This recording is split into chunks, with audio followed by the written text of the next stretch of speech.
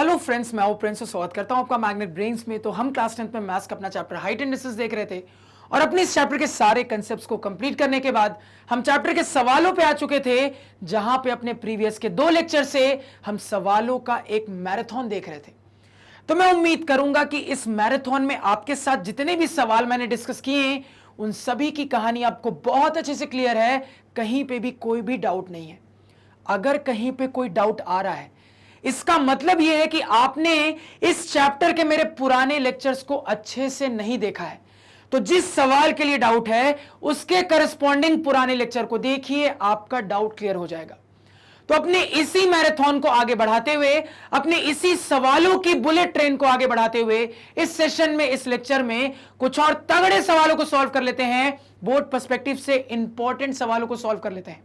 और मैं आपको बताना चाहूंगा सर कि इस लेक्चर में भी हम जो भी सवाल लेंगे वो या तो एनसीईआरटी का होगा, या एनसीईआरटी एग्जाम्पलर का होगा, या फिर बोर्ड एग्जाम का ही प्रीवियस ईयर का क्वेश्चन होगा। अगेन इस लेक्चर में भी आप लोगों का वही अप्रोच होने वाला है जो कि प्रीवियस से 2 लेक्चर से था।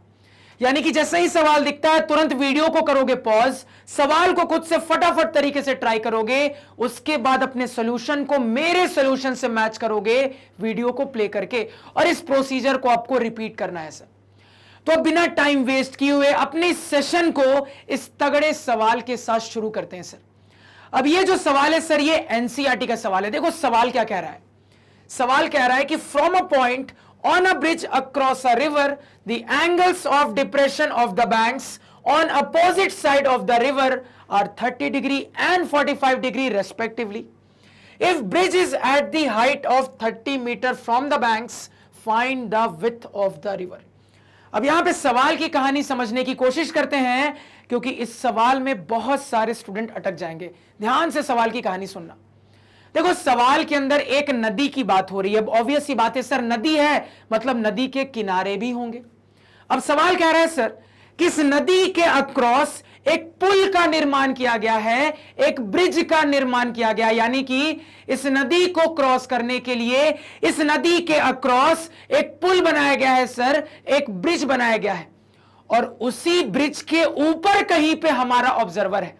अब पुल पे एग्जैक्टली कहां पे ऑब्जर्वर है नहीं बताया गया, बस इतना बोला जा रहा है सर कि उसी पुल के ऊपर कहीं पे आपका ऑब्जर्वर है, जो कि वहां से आपके उस नदी के दोनों किनारों को देख रहा है, और दोनों किनारों को देखने पे जो भी एंगल ऑफ डिप्रेशन की कहानी बन रही है वो आपको बता दी गई है।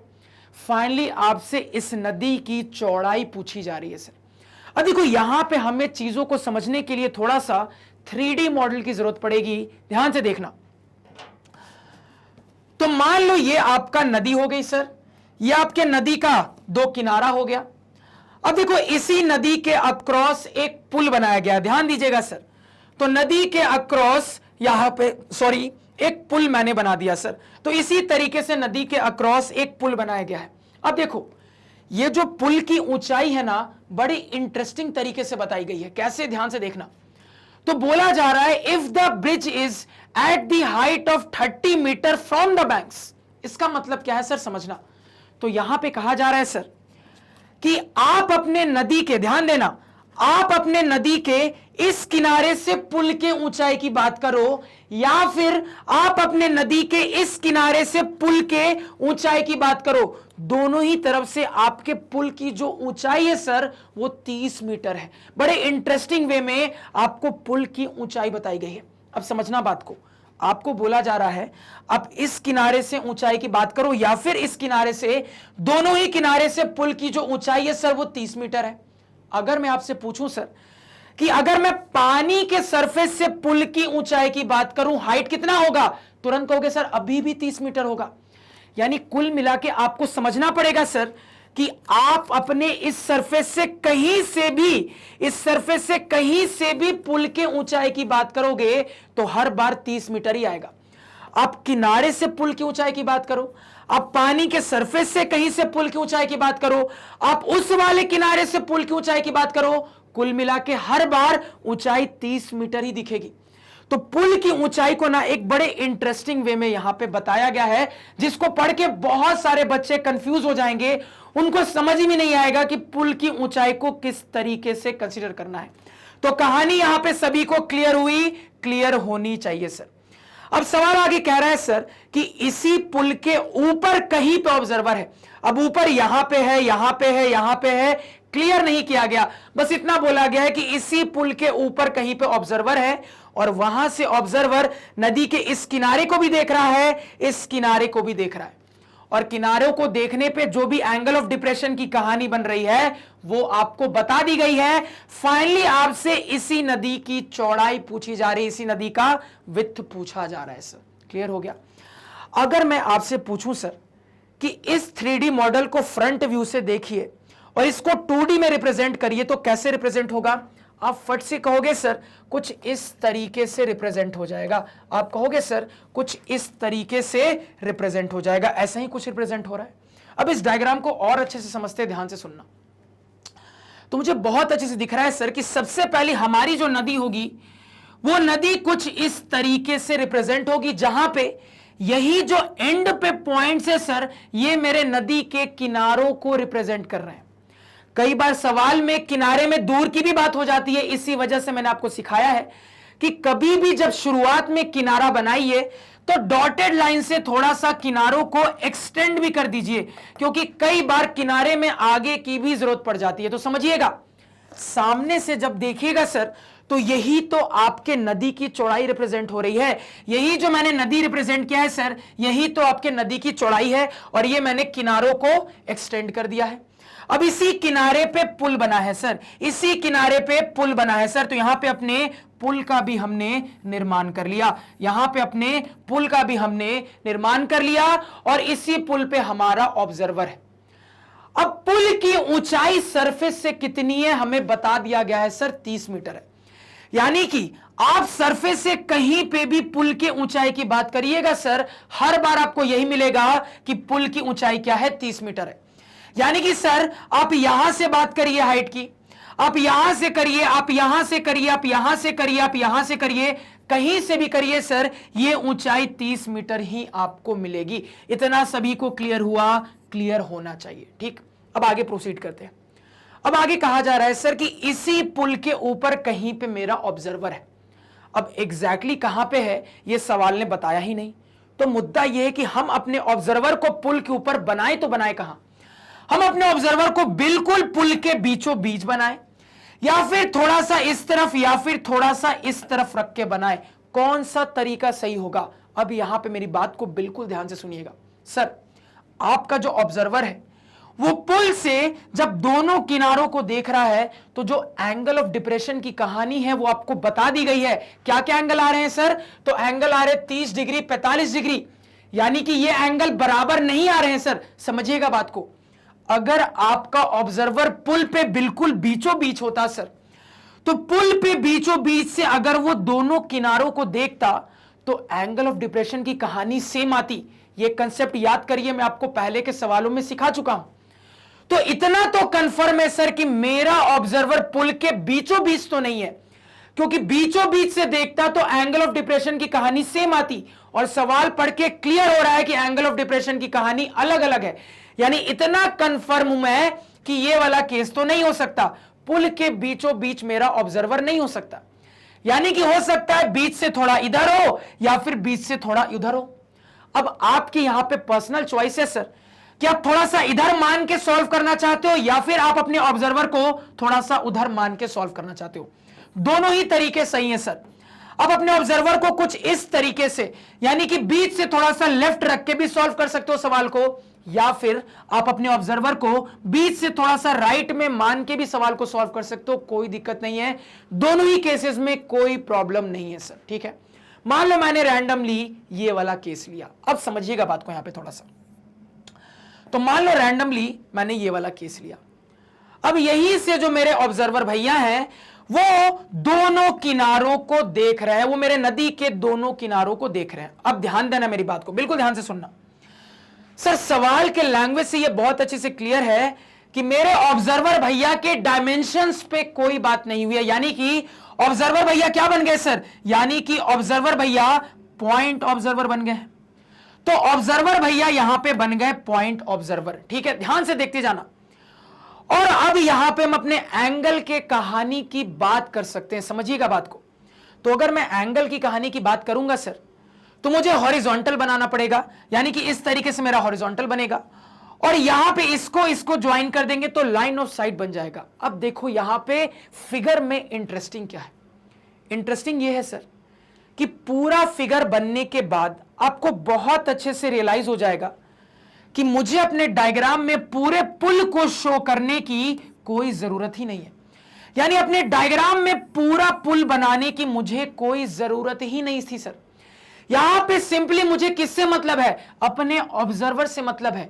ऑब्जर्वर सरफेस से कितनी ऊंचाई पे है सर, 30 मीटर की ऊंचाई पे, क्योंकि मेरा जो ऑब्जर्वर है वो पुल के ऊपर खड़ा है, और पुल की जो ऊंचाई है सरफेस से मुझे बता दी गई थी 30 मीटर की है। तो पूरा डायग्राम जब बन जाएगा तो आपको खुद ब खुद रियलाइज हो जाएगा सर कि पुल को ड्रॉ करने की कोई जरूरत ही नहीं थी। पुल की जानकारी एक तरीके से बस आपको सवाल में फंसाने के लिए दी गई थी सर। यानी कि सिंपली यहां पे मुझे बस इतना रिप्रेजेंट कर देना काफी है सर। यानी कि मैं यहां पे सिंपली रिप्रेजेंट कर दूंगा कि मेरे जो ऑब्जर्वर भैया हैं वो सरफेस से कितनी ऊंचाई पे हैं सर, 30 मीटर की ऊंचाई पे, दैट्स इट। बस इतना ही तो मुझे रिप्रेजेंट करना था सर, यहां पे पूरा पुल बनाने की जरूरत ही नहीं है। अगेन सवाल पढ़ के ये भी क्लियर है सर कि सिंपली किनारों को देखा जा रहा है, यानी ये जो मैंने एक्सटेंशन लिया था सर, इस एक्सटेंशन की भी कोई जरूरत नहीं है फिगर में। इतना सभी को क्लियर हुआ क्या? बिल्कुल क्लियर होना चाहिए। अब एंगल की कहानी में आगे प्रोसीड करते हैं, फिर से ध्यान से सुनिएगा। तो सर ऑब्जर्वर भैया कहां है? यहां पे है। किस चीज को देखा जा रहा है सर? तो मेरे नदी के दोनों किनारों को देखा जा रहा है, यानी कि यही जो किनारों को रिप्रेजेंट करने वाले पॉइंट है सर, ये ऑब्जेक्ट की तरह ट्रीट हो रहे हैं। अब आप तुरंत कहोगे सर कि ऑब्जर्वर और ऑब्जेक्ट की जानकारी सवाल ने डायरेक्टली नहीं दी, आपने कैसे पता कर ली सर? ट्रिक से पता कर ली। आपको जो फ्रॉम ऑफ की ट्रिक सिखाई है उसी ट्रिक को अप्लाई करके पता किया, आप अप्लाई कर दो, सेम जानकारी निकल के आएगी सर। अब एंगल की कहानी बनाना स्टार्ट करते हैं, ध्यान से सुनिएगा। सबसे पहले एंगल बनाने के लिए हॉरिजॉन्टल लाइन ऑफ साइट को ड्रॉ कर लेते हैं। तो यहां पे है मेरे ऑब्जर्वर भैया, तो यहीं पे मेरी ऑब्जर्वर की आंखें, आंखों से सीधा देख लेगा सर तो हॉरिजॉन्टल मिल जाएगा। आंखों से सीधा देख लेगा सर तो हॉरिजॉन्टल मिल जाएगा। तो हमने अपना हॉरिजॉन्टल ड्रॉ कर लिया। अब लाइन ऑफ साइट कैसे मिलेगा सर, समझिएगा। तो एक बार इसको ज्वाइन कर देंगे तो एक लाइन ऑफ साइट मिल जाएगा। अगेन इसी तरीके से सर यहां पे एक बार इसको ज्वाइन कर देंगे तो दूसरा वाला लाइन ऑफ साइट मिल जाएगा। तो अपने फिगर में मुझे बहुत क्लियरली अपने दो लाइन ऑफ साइट स्पॉट हो रहे हैं। अब जो भी एंगल ऑफ डिप्रेशन की बात हो रही है सर, उनको भी यहां पे ड्रॉ कर लेते हैं, ध्यान दीजिएगा। सबसे पहले अगर मैं इस लाइन ऑफ साइट की बात करूं सर, तो ये मेरा हॉरिजॉन्टल, और इस लाइन ऑफ साइट के साथ जो मेरे काम का एक्यूट एंगल होगा सर, वो होगा ये वाला एंगल। क्लियर है? अगेन इसी तरीके से सर हॉरिजॉन्टल तो यही रहने वाला है, लेकिन अब अगर मैं इस लाइन ऑफ साइट की बात करूं तो इनके बीच में जो मेरे काम का एक्यूट एंगल होगा सर, वो होगा ये वाला एंगल। अब देखो मुद्दे की बात क्या है सर, यहां पे जब मैं अपने फिगर को देख रहा हूं ना, तो फिगर को देख के बहुत अच्छे से ये एनालाइज नहीं हो पा रहा कि इस व्हाइट वाले एंगल को मैं 30 डिग्री मानूं कि 45 डिग्री मानूं। अगेन फिगर को देख के बहुत अच्छे से एनालाइज नहीं हो पा रहा सर कि स्काई ब्लू वाले एंगल को मैं 30 डिग्री मानूं या 45 मानूं। यानी कुल मिला के अब ये डाउट है सर कि किसको 30 मानना है, किसको 45 मानना है, क्योंकि यहां पे अपने फिगर को देख के बहुत अच्छे से ये समझ में नहीं आ रहा सर कि कौन ज्यादा बड़ा दिख रहा है, कौन ज्यादा छोटा दिख रहा है। तो क्या दिमाग लगाएं सर, कैसे पता करें? तो आप कह दोगे कि सर सवाल ने जब एंगल के बारे में बताया तो रेस्पेक्टिवली वर्ड का इस्तेमाल किया। अब रेस्पेक्टिवली रहता है तो पता कर लेते हैं, पता करके देखिए। अब आप कहोगे सर रेस्पेक्टिवली का इस्तेमाल तो है, लेकिन किनारों पे फोकस ही नहीं है कि कोई किनारे स्पेशल टाइप का किनारा है, किनारों को कोई पॉइंट ए बोला, दूसरे किनारों को कोई पॉइंट बी बोला, ऐसे करके किनारों को तो यहां पे स्पेसिफाई किया ही नहीं गया है सर। तो इस रेस्पेक्टिवली का हम अचार लगाएंगे क्या? किसी काम का ये रेस्पेक्टिवली यहां पे नहीं है सर। यानी अभी भी हमारा जो डाउट है वो कंटिन्यू है, अभी भी समझ में नहीं आ रहा किस एंगल को 30 माने किसको 45 माने। अब देखो इस डाउट को कैसे क्लियर करेंगे, बड़े ध्यान से सुनना, एक इंपॉर्टेंट कंसेप्ट डिस्कस होने जा रहा है जो आगे भी काम आएगा, ध्यान से देखना। थोड़ी देर के लिए आप ये मान लो सर, थोड़ी देर के लिए मान लो अपनी मर्जी से किसी भी एंगल को कुछ भी मान के आगे बढ़ जाओ, यानी कि थोड़ी देर के लिए मैंने बिल्कुल रैंडमली मान लिया सर कि ये व्हाइट वाला एंगल 30 डिग्री होगा और ये स्काई ब्लू वाला एंगल 45 डिग्री होगा। थोड़ी देर के लिए मैंने ये मान लिया, सही माना है कि नहीं माना है समझ में आ जाएगा आगे जाके। थोड़ी देर के लिए मैंने ये मान लिया सर फिगर में। अब देखो आगे, तो इतना करने के बाद फिगर मेरा होता है कंप्लीट, सही बात है सर। अब देखना आगे, दो लाइन ऑफ साइट है, यानी कि दो राइट एंगल ट्रायंगल तो आएंगे ही आएंगे सर, और मुझे अपने फिगर में अपने राइट एंगल ट्रायंगल बहुत अच्छे से दिख भी रहे हैं। मुझे दिख रहा है सर एक ये वाला राइट एंगल ट्रायंगल है, एक ये वाला राइट एंगल ट्रायंगल है। अब मुझे पता है सर कि एंगल ऑफ डिप्रेशन वाले सवालों में जो एंगल मुझे दिए जाते हैं ना वो काम के नहीं होते, काम के तो वो एंगल होते हैं जो ट्रायंगल के अंदर होते हैं, और एंगल ऑफ डिप्रेशन के सवालों में काम के एंगल मुझे इतनी आसानी से नहीं मिलते। कैसे मिलते हैं सर? या तो पैरेलल लाइन के कंसेप्ट की मदद से मैं अंदर के एंगल पे पहुंच जाऊं, या फिर मैं क्या कर सकता हूं सर, अपने 90 डिग्री के कंसेप्ट से अंदर के एंगल पे पहुंच सकता हूं। तो मान लो मैं पैरेलल लाइन का यहां पे कंसेप्ट इस्तेमाल कर दूं सर, तो मैं कह दूंगा, ध्यान से देखिएगा, कि सर ये भी हॉरिजॉन्टल ये भी हॉरिजॉन्टल, यानी कि दोनों आपस में पैरेलल। अगर दोनों आपस में पैरेलल हो गए हैं सर, यानी कि अगर मैं इसको ट्रांसवर्सल कह दूं तो ये एंगल इसके बराबर हो जाएगा, क्योंकि alternate interior angles are equal. Again इसी तरीके से अगर मैं इसको ट्रांसवर्सल कह दूं सर, तो ये एंगल इसके बराबर हो जाएगा, क्योंकि alternate interior angles are equal. अब मुझे अपने ट्रायंगल्स के अंदर के एंगल मिल चुके हैं। अब देखो मैं कैसे पता करता हूं कि हमने ये जो लिखा है ये सही लिखा है या गलत लिखा है। ध्यान से देखना, बिल्कुल देखो सर, दोनों राइट एंगल ट्रायंगल को ना मैं अलग अलग ड्रॉ करता हूं। ध्यान से देखना, सबसे पहले इस छोटे वाले को ड्रॉ करता हूं, तो छोटे वाले को ड्रॉ किया कुछ इस तरीके से। अब बड़े वाले को ड्रॉ करता हूं सर, तो यहां पे बड़े वाले को भी ड्रॉ कर लिया साइड बाय साइड। बिल्कुल ध्यान से कंपैरिजन करना, ध्यान से देखना सर। देखो सर, छोटे वाले की बात करूं या फिर बड़े वाले की बात करूं, ये वाला जो ट्रायंगल का साइड है ये तो दोनों में कॉमन है, यानी कि सर ये वाला जो साइड है ये दोनों ही ट्रायंगल में कॉमन है। तो अगर मैं इस साइड को P कह दे रहा हूं सर, तो इसके लिए भी ये क्या हो जाएगा, P ही हो जाएगा। सही बात है सर। आगे बढ़ते हैं सर, छोटे वाले के लिए ये एंगल मेरा कितना है 30 डिग्री, और बड़े वाले के लिए ये एंगल कितना है सर 45 डिग्री। इसको मैंने शो कर दिया।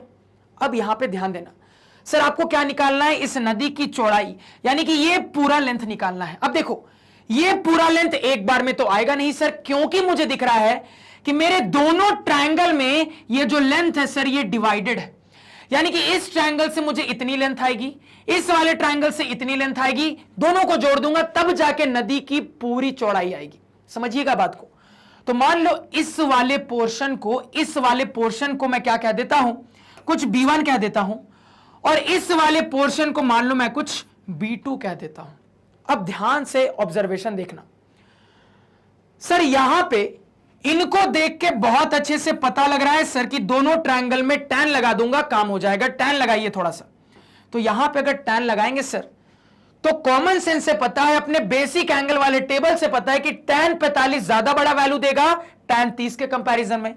यानी कि इस बात को मैं लिख लेता हूं सर कि tan 45 डिग्री की जो वैल्यू होगी वो ज्यादा बड़ी होगी किसके कंपैरिजन में सर, तो tan 30 डिग्री के कंपैरिजन में। अब देखो tan 45 कहां है सर, इस वाले ट्रायंगल में। तो अगर मैं आपके कहूं कि सर tan 45 को साइड के रेशियो के टर्म में एक्सप्रेस करके दिखाइए, तो क्या लिखिएगा, आप कहिएगा सर कि tan होता है P by B, perpendicular by base.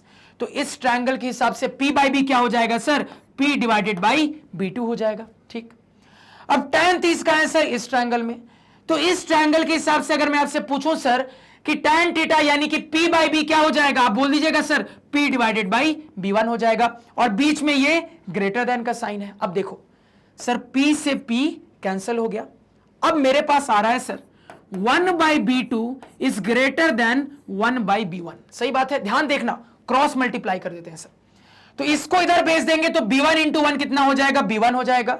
ये साइन एज इट इज है, ये इधर चला जाएगा तो 1 इंटू B2 कितना हो जाएगा सर, B2 हो जाएगा। क्या रिजल्ट आया, रिजल्ट आया है sir B1 greater than B2। ठीक, तो इससे क्या समझ में आ रहा है, ध्यान से देखना। तो ये रिजल्ट मुझे क्या बता रहा है कि मैंने अपना फिगर सही बनाया है कि नहीं? ध्यान देना, ये रिजल्ट बोल रहा है कि आपका B1 B2 से बड़ा होना चाहिए, लेकिन फिगर के हिसाब से मुझे दिख रहा है सर कि B2 बड़ा है, B1 छोटा है। इसका क्या मतलब है? इसका मतलब ये है सर कि आपने जो एंगल माना है ना वो उल्टा मान लिया है। यानी आपको एक्चुअली में इधर 30 डिग्री बनाना चाहिए था आपके फिगर के हिसाब से, और इधर 45 डिग्री बनाना चाहिए था। तो यहां पे ये जो मेरे पास रिजल्ट आया है ना सर, इस रिजल्ट को देखो शॉर्टकट के तौर पे सीधे कैसे याद रख सकते हैं? तो आप सीधे ऐसे याद रखोगे सर कि जहां आपके पास दो ट्रायंगल्स हैं और उन ट्रायंगल्स में एक कॉमन परपेंडिकुलर है या फिर इक्वल लेंथ का परपेंडिकुलर है, तो कौन सा बेस बड़ा आएगा, कौन सा बेस छोटा आएगा, वो आप एंगल से बता सकते हो। क्या बता सकते हो? तो जो छोटी वाली एंगल होगी उस ट्रायंगल का बेस बड़ा होगा, याद रखना। तो इस कंपैरिजन में याद रखेंगे सर कि जो छोटी वाली एंगल होगी उसका बेस बड़ा होगा, जो बड़ी वाली एंगल होगी उसका बेस छोटा होगा सर। यानी कि अब मेरे पास दो रिजल्ट है सर, एक इस टाइप का रिजल्ट कल सीखा था और एक आज सीख लिया सर। दोनों रिजल्ट को अब एक साथ दिमाग में रखेंगे, ध्यान से सुनना। कल जो रिजल्ट सीखा था उसमें कॉमन बेस की बात हुई थी। यानी कल का रिजल्ट कहता है कि अगर आपके पास कंपेयर करने के लिए दो ट्रायंगल्स हैं, जिन ट्रायंगल्स का बेस या तो कॉमन है या फिर कह लो बेस की लेंथ इक्वल है, और वहां पे मुझे यह डिसाइड करना है कि एंगल के बड़े होने पे परपेंडिकुलर किसका बड़ा होगा। तो हमने कल के लेक्चर में कंसेप्ट सीखा था सर कि अगर बेस कॉमन है या फिर मैं कह दूं अगर बेस की लेंथ इक्वल है, तो जितना बड़ा एंगल होगा उसके सामने वाला परपेंडिकुलर उतना बड़ा होगा। यहां पे क्या सीखा? यहां पे सीखा कि अगर परपेंडिकुलर कॉमन है, अगर परपेंडिकुलर की लेंथ सेम है, तो जो एंगल छोटा होगा उसका बेस बड़ा होगा सर। यहां पे ये हमने सीखा। डायरेक्टली यहां से इस रिजल्ट को दिमाग में रखेंगे, फिगर सही तरीके से बनाने में बहुत हेल्प मिलेगी। इस रिजल्ट को कॉपी पे लिखिए और दिमाग में भी नोट कर लीजिए। और ये रिजल्ट कहां से आया मैंने आपको बहुत आराम से यहां पे समझा दिया सर। क्लियर हो गया? तो अब आपको क्लियर है कि एक्चुअली आपका फिगर बनना कैसा चाहिए था सर, कैसा बनना चाहिए था। तो अब आपको यहां पे बहुत अच्छे से ये क्लियर है सर। ध्यान देना, ये मेरे दो ट्रायंगल है सर, ठीक है। तो इन दो ट्रायंगल में इस ट्रायंगल के लिए ये मेरा बेस है, इस ट्रायंगल के ये मेरा बेस है सर। बड़ा बेस किसका है? इसका बड़ा बेस है। तो बड़ा बेस छोटे एंगल के लिए आता है, यानी यहां का एंगल छोटा होना चाहिए, यहां का एंगल छोटा होना चाहिए, यानी कि यहां का एंगल छोटा होना चाहिए। यानी एक्चुअली में यहां पे 30 डिग्री होता, यहां पे 45 डिग्री होना चाहिए था सर। अब जाके मेरा फिगर सही हुआ है। तो फिगर कभी भी गलत तरीके से मत बनाइएगा। क्लियर है सभी को? तो अब जाके हमने सही फिगर बनाया है, सटीक फिगर बनाया है। इतना सभी को क्लियर है? यहां पे क्लियर होना चाहिए सर, ठीक है। अब आगे प्रोसीड करेंगे, ध्यान से सुनिएगा। तो जितनी जानकारी चाहिए सर उतने का काम यहां पे हो चुका है, क्योंकि अब मेरा फिगर यहां पे बहुत ही अच्छे तरीके से सही हो चुका है सर। अब बस अपने 30% एनालिसिस का काम रह गया। तो बेकाम की चीजों को अब रब कर देते हैं, यहां से बेकाम की चीजों को यहां से अब रब करके हटा देते हैं सर। तो जैसा कि हमने यहां पे बहुत ही क्लियरली देख लिया था सर कि ये 45 है, यानी कि ये 45 हो जाएगा। अगेन वो 30 है, यानी कि ये 30 हो जाएगा। तो अब अपने 30% वाले अप्रोच पे चलते हैं सर। मुझे यहां पे दिख रहा है दो लाइन ऑफ साइट है, दो राइट एंगल ट्रायंगल मिलने चाहिए थे, दो राइट एंगल ट्रायंगल दिख भी रहे हैं। मुझे क्या निकालना है? मुझे ये पूरी लेंथ निकालनी है जो कि दोनों ट्रायंगल में डिवाइडेड है। यानी इतनी लेंथ इस ट्रायंगल में है, इतनी लेंथ इस ट्रायंगल में है। यानी कि दोनों ट्रायंगल की मदद से इन लेंथ को निकालेंगे, जोड़ देंगे, पूरे नदी की विड्थ आ जाएगी सर। तो इतना कॉमन सेंस से समझ में आ गया है कि आपको इसका इस्तेमाल करना पड़ेगा। तो अगर आपको यह समझ में आ गया है सर कि इसका आपको इस्तेमाल करना है, तो इसको कोई वेरिएबल मान लो इसको मैंने कुछ x मान लिया यहां से यहां तक, और यहां से यहां तक मान लो मैंने कुछ इसको y मान लिया सर, क्योंकि मुझे पता है कि इनका इस्तेमाल होने वाला है। अब मैंने जो आपको कंसेप्ट सिखाया है उस कंसेप्ट को दोनों ट्रायंगल में अप्लाई कर दोगे तो बहुत क्लियरली दिख रहा है सर कि दोनों में ही tan का इस्तेमाल होगा।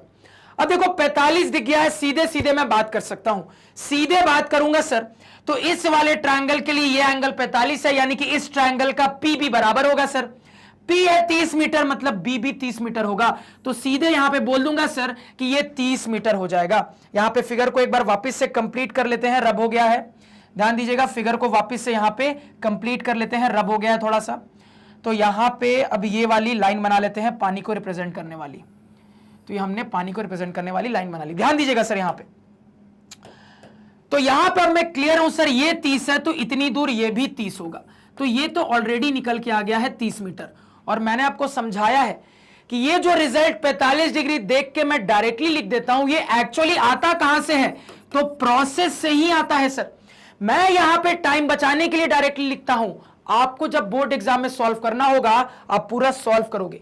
ये कब यूज करोगे शॉर्टकट, जब कंपटीशन में बैठ के सवाल को बनाओगे, वहां पे ये बहुत तेजी से सवाल को बनाने में आपको बहुत मदद करेगा। क्लियर हो गया सर? अब देखो आगे यहां पे, यानी कि सर इस वाले ट्रायंगल का तो काम हो गया, किसका काम बचा है सर, इस वाले ट्रायंगल का काम बचा है। तो इस ट्रायंगल को सॉल्व कर लेते हैं, ध्यान दीजिएगा। तो यहां पे इस वाले ट्रायंगल में tan लगा देंगे सर, तो एंगल है 30 डिग्री, यानी कि tan 30 डिग्री बराबर क्या हो जाएगा, फिगर के हिसाब से perpendicular 30 metre divided by base आपका क्या है सर, y है। तो tan 30 डिग्री होता है सर 1/√3 बराबर कितना हो गया, 30 मीटर डिवाइडेड बाई y हो गया सर। क्रॉस मल्टीप्लाई कर देंगे तो y बराबर 30√3 मीटर निकल के आ जाएगा सर। तो ध्यान दीजिए, ये 30 मीटर, y कितना आया है, y आ गया सर 30√3 मीटर, 30√3 मीटर। दोनों को जोड़ लेंगे सर तो हमारा विथ नदी का निकल के आ गया, कितना हो जाएगा, 30 कॉमन हो जाएगा सर, 1 + √3 इतना मीटर। ये हमारे नदी की चौड़ाई निकल के आ गई है और यही मुझे यहां पे कैलकुलेट करना था। सभी को क्लियर हुआ, क्लियर होना चाहिए। नेक्स्ट सवाल पे चलते हैं सर। अब ये रहा सर हमारा अगला सवाल, और ये सवाल भी एक एनसीईआरटी का सवाल है। तो सबसे पहले अपने सवाल को पढ़ लेते हैं। सवाल कह रहा है कि 2 poles of equal heights are standing opposite to each other on either side of the road which is 80 meters wide. From a point between them on the road, the angles of elevation of the top of the poles are 60 degree and 30 degree respectively. Find the height of the poles and the distances of the point from the poles. अब यहां पे बिना time waste किए हुए सवाल की surgery start करते हैं। ध्यान से सुनिएगा सवाल क्या कह रहा है। सवाल कह रहा है सर कि एक 80 मीटर चौड़ी सड़क है और सड़क के दोनों किनारों पर एक एक पोल है, जहां पे सवाल ने आपको यह भी बता दिया कि दोनों पोल की जो हाइट है वो इक्वल है, वो बराबर है। अब देखो, आपके पोल की हाइट की वैल्यू क्या है वो गिवन नहीं है, बस इतना बोला गया है कि दोनों पोल की जो हाइट है वो इक्वल है। अब इसके बाद सवाल कह रहा है कि उस चौड़ी सड़क पे कहीं पे मेरा ऑब्जर्वर है। अब चौड़ी सड़क पे कहां पे ऑब्जर्वर है ये भी नहीं बताया गया, बस इतना बोला गया कि चौड़ी सड़क पे कहीं पे आपका ऑब्जर्वर है और वहीं से ऑब्जर्वेशन ले रहा है। क्या ऑब्जर्वेशन ले रहा है? तो सवाल कह रहा है सर कि चौड़ी सड़क पे कहीं पे आपका ऑब्जर्वर है और वहां से वो दोनों पोल के टॉप को देख रहा है, और टॉप को देखने पे जो भी एंगल्स ऑफ एलिवेशन की कहानी मिल रही है उसका डेटा आपको गिवन है।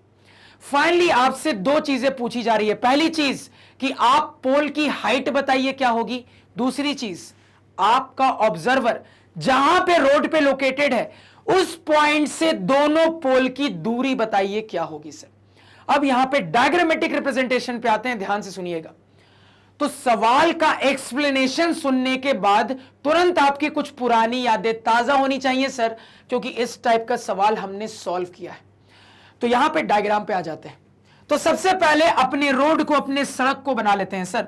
तो ये हमने अपनी 80 मीटर चौड़ी सड़क को रिप्रेजेंट कर लिया, जहां पे हमारे रोड पे ये जो एंड पॉइंट्स है सर, ये मेरे रोड के दो किनारों को रिप्रेजेंट कर रहे हैं, जहां पे मेरे पोल्स हैं, जहां पे मेरे खंबे हैं। तो अपने खंबे अपने पोल्स बना लेते हैं सर। तो ये हमने बनाया एक पोल सर, और यहां पे ये बनाया हमने अपना दूसरा पोल। अब सवाल ने कह दिया था कि आपके दोनों पोल्स इक्वल हाइट के हैं, तो जब हम अपने पोल्स को ड्रॉ करेंगे तो इस बात को ध्यान में रखते हुए ड्रॉ करेंगे कि वो इक्वल हाइट के दिखने चाहिए सर। तो अपने पोल्स को भी हमने यहां पे बना लिया सर। इतना क्लियर है? अब आगे प्रोसीड करते हैं। अब आगे हमसे कहा जा रहा है सर कि हमारा जो ऑब्जर्वर है ये इसी रोड पे कहीं पे है। अब एग्जैक्टली कहां पे ये नहीं बताया गया है। तो मुद्दा ये है कि मैं अपनी इस 80 मीटर चौड़ी रोड पे, अपनी इस 80 मीटर चौड़ी सड़क पे ऑब्जर्वर को कहां लोकेट करूं?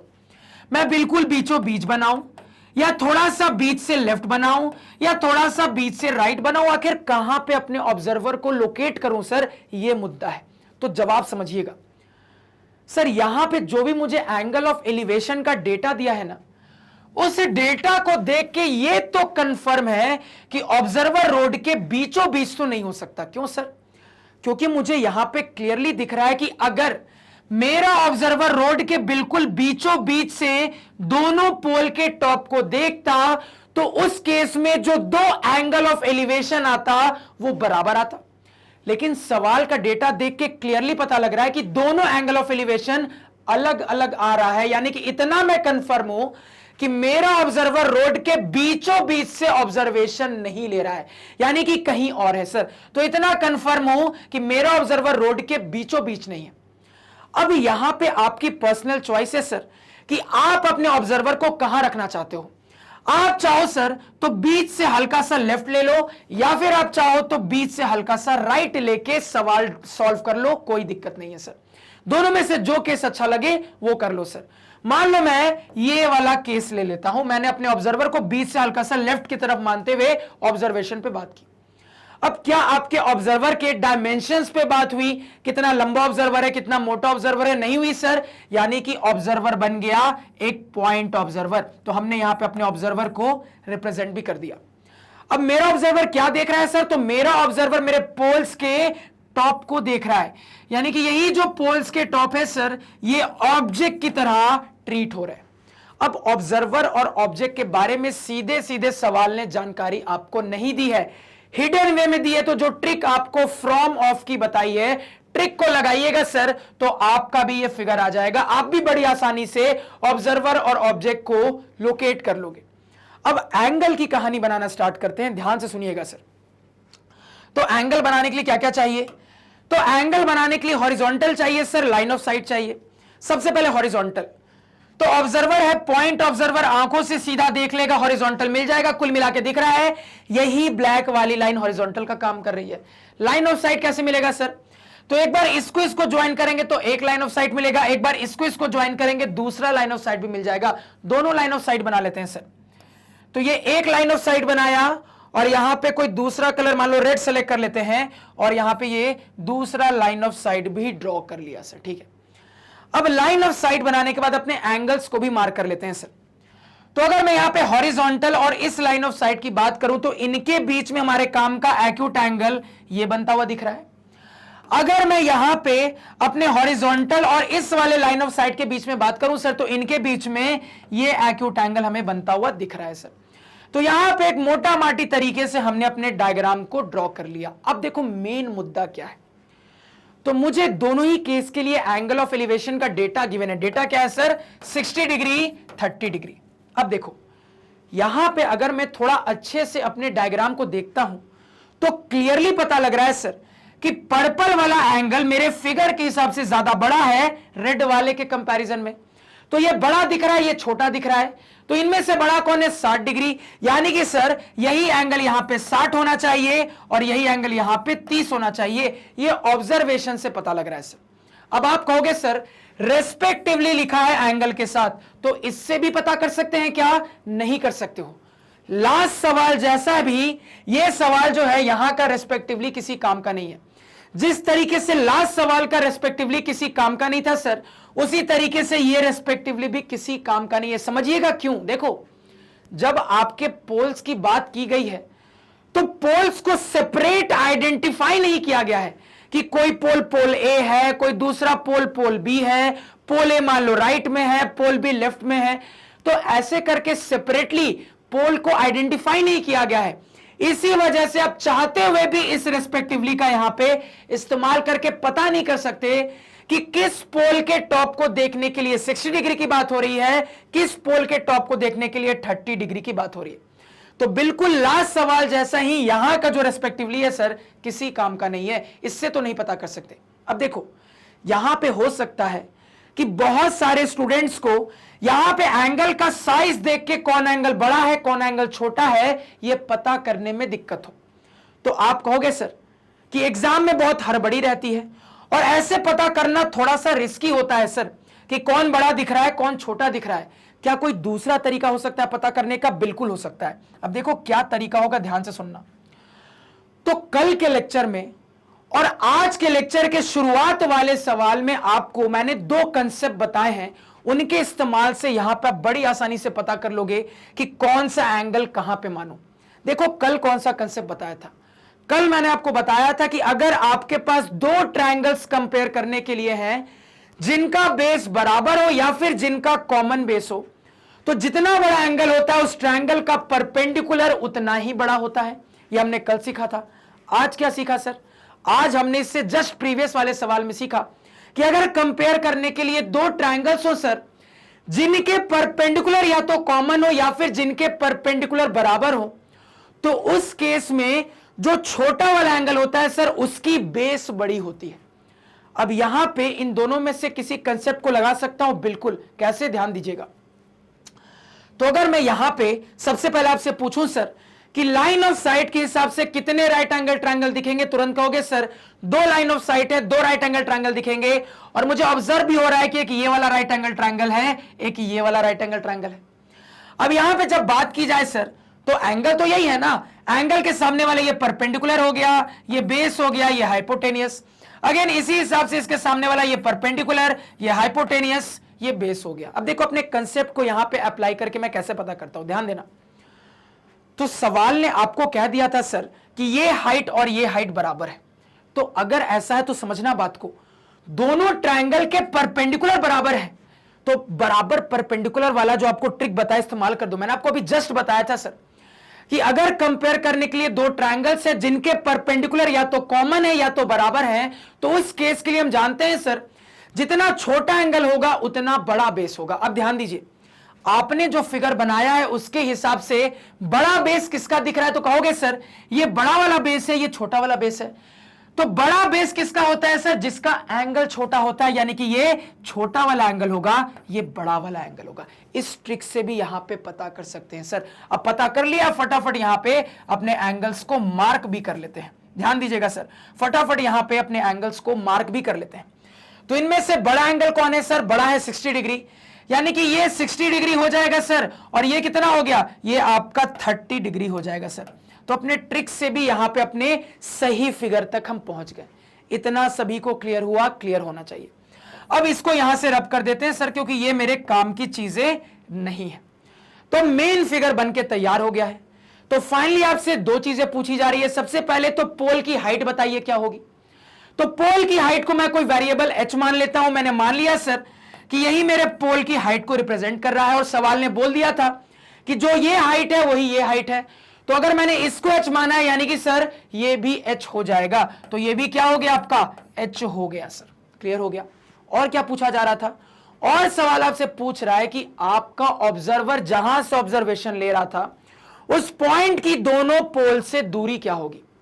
तो फिगर के हिसाब से मुझे दिख रहा है कि मेरा ऑब्जर्वर यहां से ऑब्जर्वेशन ले रहा था, तो ऑब्जर्वेशन पॉइंट के, तो मुझसे सवाल यही पूछ रहा है सर कि जहां से आपका ऑब्जर्वर ऑब्जर्वेशन ले रहा था उस पॉइंट की दोनों पोल से दूरी क्या होगी। तो इस पॉइंट की इस पोल से दूरी ये हो गई सर, इस पॉइंट की इस पोल से दूरी ये हो गई सर। ये दोनों दूरी भी मुझे कैलकुलेट करनी है। क्लियर हो गया? तो ये दूरी वाली बात को एक और तरीके से बोला जा सकता था। सवाल आपसे ऐसे भी पूछ सकता था कि जहां से आपका ऑब्जर्वर ऑब्जर्वेशन ले रहा है उस पॉइंट का दोनों पोल के फुट से दूरी क्या होगी। अगेन कहानी यही सेम रहती। तो आपको दिख रहा है सर इसका भी इस्तेमाल होने वाला है, तो इसको भी कुछ वेरिएबल अज्यूम कर लेते हैं। मान लो इसको मैंने कुछ x बोल दिया। अब देखो इसको x बोला, इसको y बोल दूं क्या? जरूरत नहीं है सर। क्यों? क्योंकि मुझे दिख रहा है कि ये पूरा 80 मीटर है, और अगर पूरा 80 मीटर है इसको x बोला है सर, तो इसको सिंपली मैं 80 माइनस x मीटर बोल सकता हूं सर। अननेसेसरली वेरिएबल बढ़ाने की कोई जरूरत नहीं है। अब यहां पे मैं प्योरली अपने 30% वाले अप्रोच की बात कर सकता हूं सर। तो यहां पे अब 30% वाले अप्रोच की बात करूं तो दिख रहा है दो लाइन ऑफ साइट, दो राइट एंगल ट्रायंगल दिख भी रहे हैं, दो राइट एंगल ट्रायंगल, और डेटा के हिसाब से एनालिसिस से पता लग रहा है सर दोनों में tan लगेगा। लगा दीजिए tan। तो दोनों में tan लगाते हैं। सबसे पहले इसमें tan लगाएंगे सर, तो ये हो जाएगा tan 60 डिग्री बराबर यहां पे सर h/x फिगर के हिसाब से, उसमें tan लगाएंगे सर तो ये हो जाएगा tan 30 डिग्री बराबर h डिवाइडेड बाय फिगर के हिसाब से 80 - x। क्लियरली दिख रहा है सर, ना h मालूम है ना x मालूम है, दो अननोन, दो इक्वेशन सॉल्व कर लेंगे, h भी आ जाएगा x भी आ जाएगा, सॉल्व करना आपका होमवर्क रहेगा, फटाफट इसको नोट डाउन करिए। क्लियर है? नेक्स्ट सवाल पे चलते हैं। अब देखो नेक्स्ट सवाल यहां पे क्या कह रहा है सर, तो ये रहा हमारा नेक्स्ट सवाल। तो सबसे पहले अपने सवाल को पढ़ लेते हैं। सवाल कह रहा है sir, a vertical tower stands on a horizontal plane and is sir mounted by a flag staff of height 7 metre. From a point on the plane, the angle of elevation of the bottom of the flagstaff is 30 degree and that of the top of the flagstaff is 45 degree. Find the height of the tower. और ये सवाल आपके board exam में 2016 में पूछा गया था sir. अब देखो सवाल की कहानी क्या है। तो अगेन सवाल में हॉरिजॉन्टल प्लेन का जिक्र हो रहा है और हॉरिजॉन्टल प्लेन को 2D में कैसे रिप्रेजेंट करते हैं सर, इस तरीके से एक लेवल्ड लाइन एक हॉरिजॉन्टल लाइन से रिप्रेजेंट करते हैं। तो अपने हॉरिजॉन्टल प्लेन को यहां पे हमने रिप्रेजेंट कर लिया है सर एक स्ट्रेट लाइन से। क्लियर हो गया? अब देखो सवाल के अंदर मेनली दो चीजों पे बात हो रही है, एक है वर्टिकल टावर और दूसरा है फ्लैग स्टाफ। और इनके बारे में यह कहा गया है सर कि आपके इसी प्लेन के ऊपर आपका वर्टिकल टावर है और उसी के ऊपर सर माउंटेड है आपका फ्लैग स्टाफ। तो इस सिचुएशन को रिप्रेजेंट हम लाखों बार कर चुके हैं, फटाफट करिए सर। तो यहां पे मान लो सबसे पहले मैंने अपना वर्टिकल टावर बना दिया और इसी के ऊपर अब अपना फ्लैग स्टाफ भी बना लेते हैं सर, इसको भी बना लिया। अब देखो डेटा क्या गिवन है, तो आपको फ्लैग स्टाफ की हाइट गिवन है सर 7 मीटर, यानी ये इतनी दूरी आपको गिवन है 7 मीटर। अब आगे कहा जा रहा है from a point on the plane the angle of elevation of the bottom of the flagstaff and that of the top of the flagstaff is फलाना एंड फलाना डिग्री। यानी कि सर अब यहां पे आगे बोला जा रहा है कि इसी हॉरिजॉन्टल प्लेन पे कहीं पे मेरा ऑब्जर्वर है और वो ऑब्जर्वर वहां से मेरे फ्लैग स्टाफ के टॉप को भी देख रहा है, बॉटम को भी देख रहा है और देखने पे जो भी एंगल ऑफ एलिवेशन की कहानी बन रही है वो आपको बता दी गई है। ठीक है सर, अब ध्यान दीजिएगा। तो यहां पे कहीं पे अपना ऑब्जर्वर मान लेते हैं। मान लो मैंने अपने ऑब्जर्वर को रैंडमली यहां पे मान लिया। क्या ऑब्जर्वर के डायमेंशंस पे बात हुई? नहीं सर, यानी कि ऑब्जर्वर बन गया एक पॉइंट ऑब्जर्वर। ऑब्जर्वर देख क्या रहा है, तो फ्लैग स्टाफ के टॉप को देख रहा है और बॉटम को देख रहा है, यानी कि यही ऑब्जेक्ट की तरह बिहेव कर रहे हैं सर। इतना सभी को यहां पे क्लियर हुआ? क्लियर होना चाहिए। अब यहां पे अपने एंगल की कहानी बना लेते हैं सर।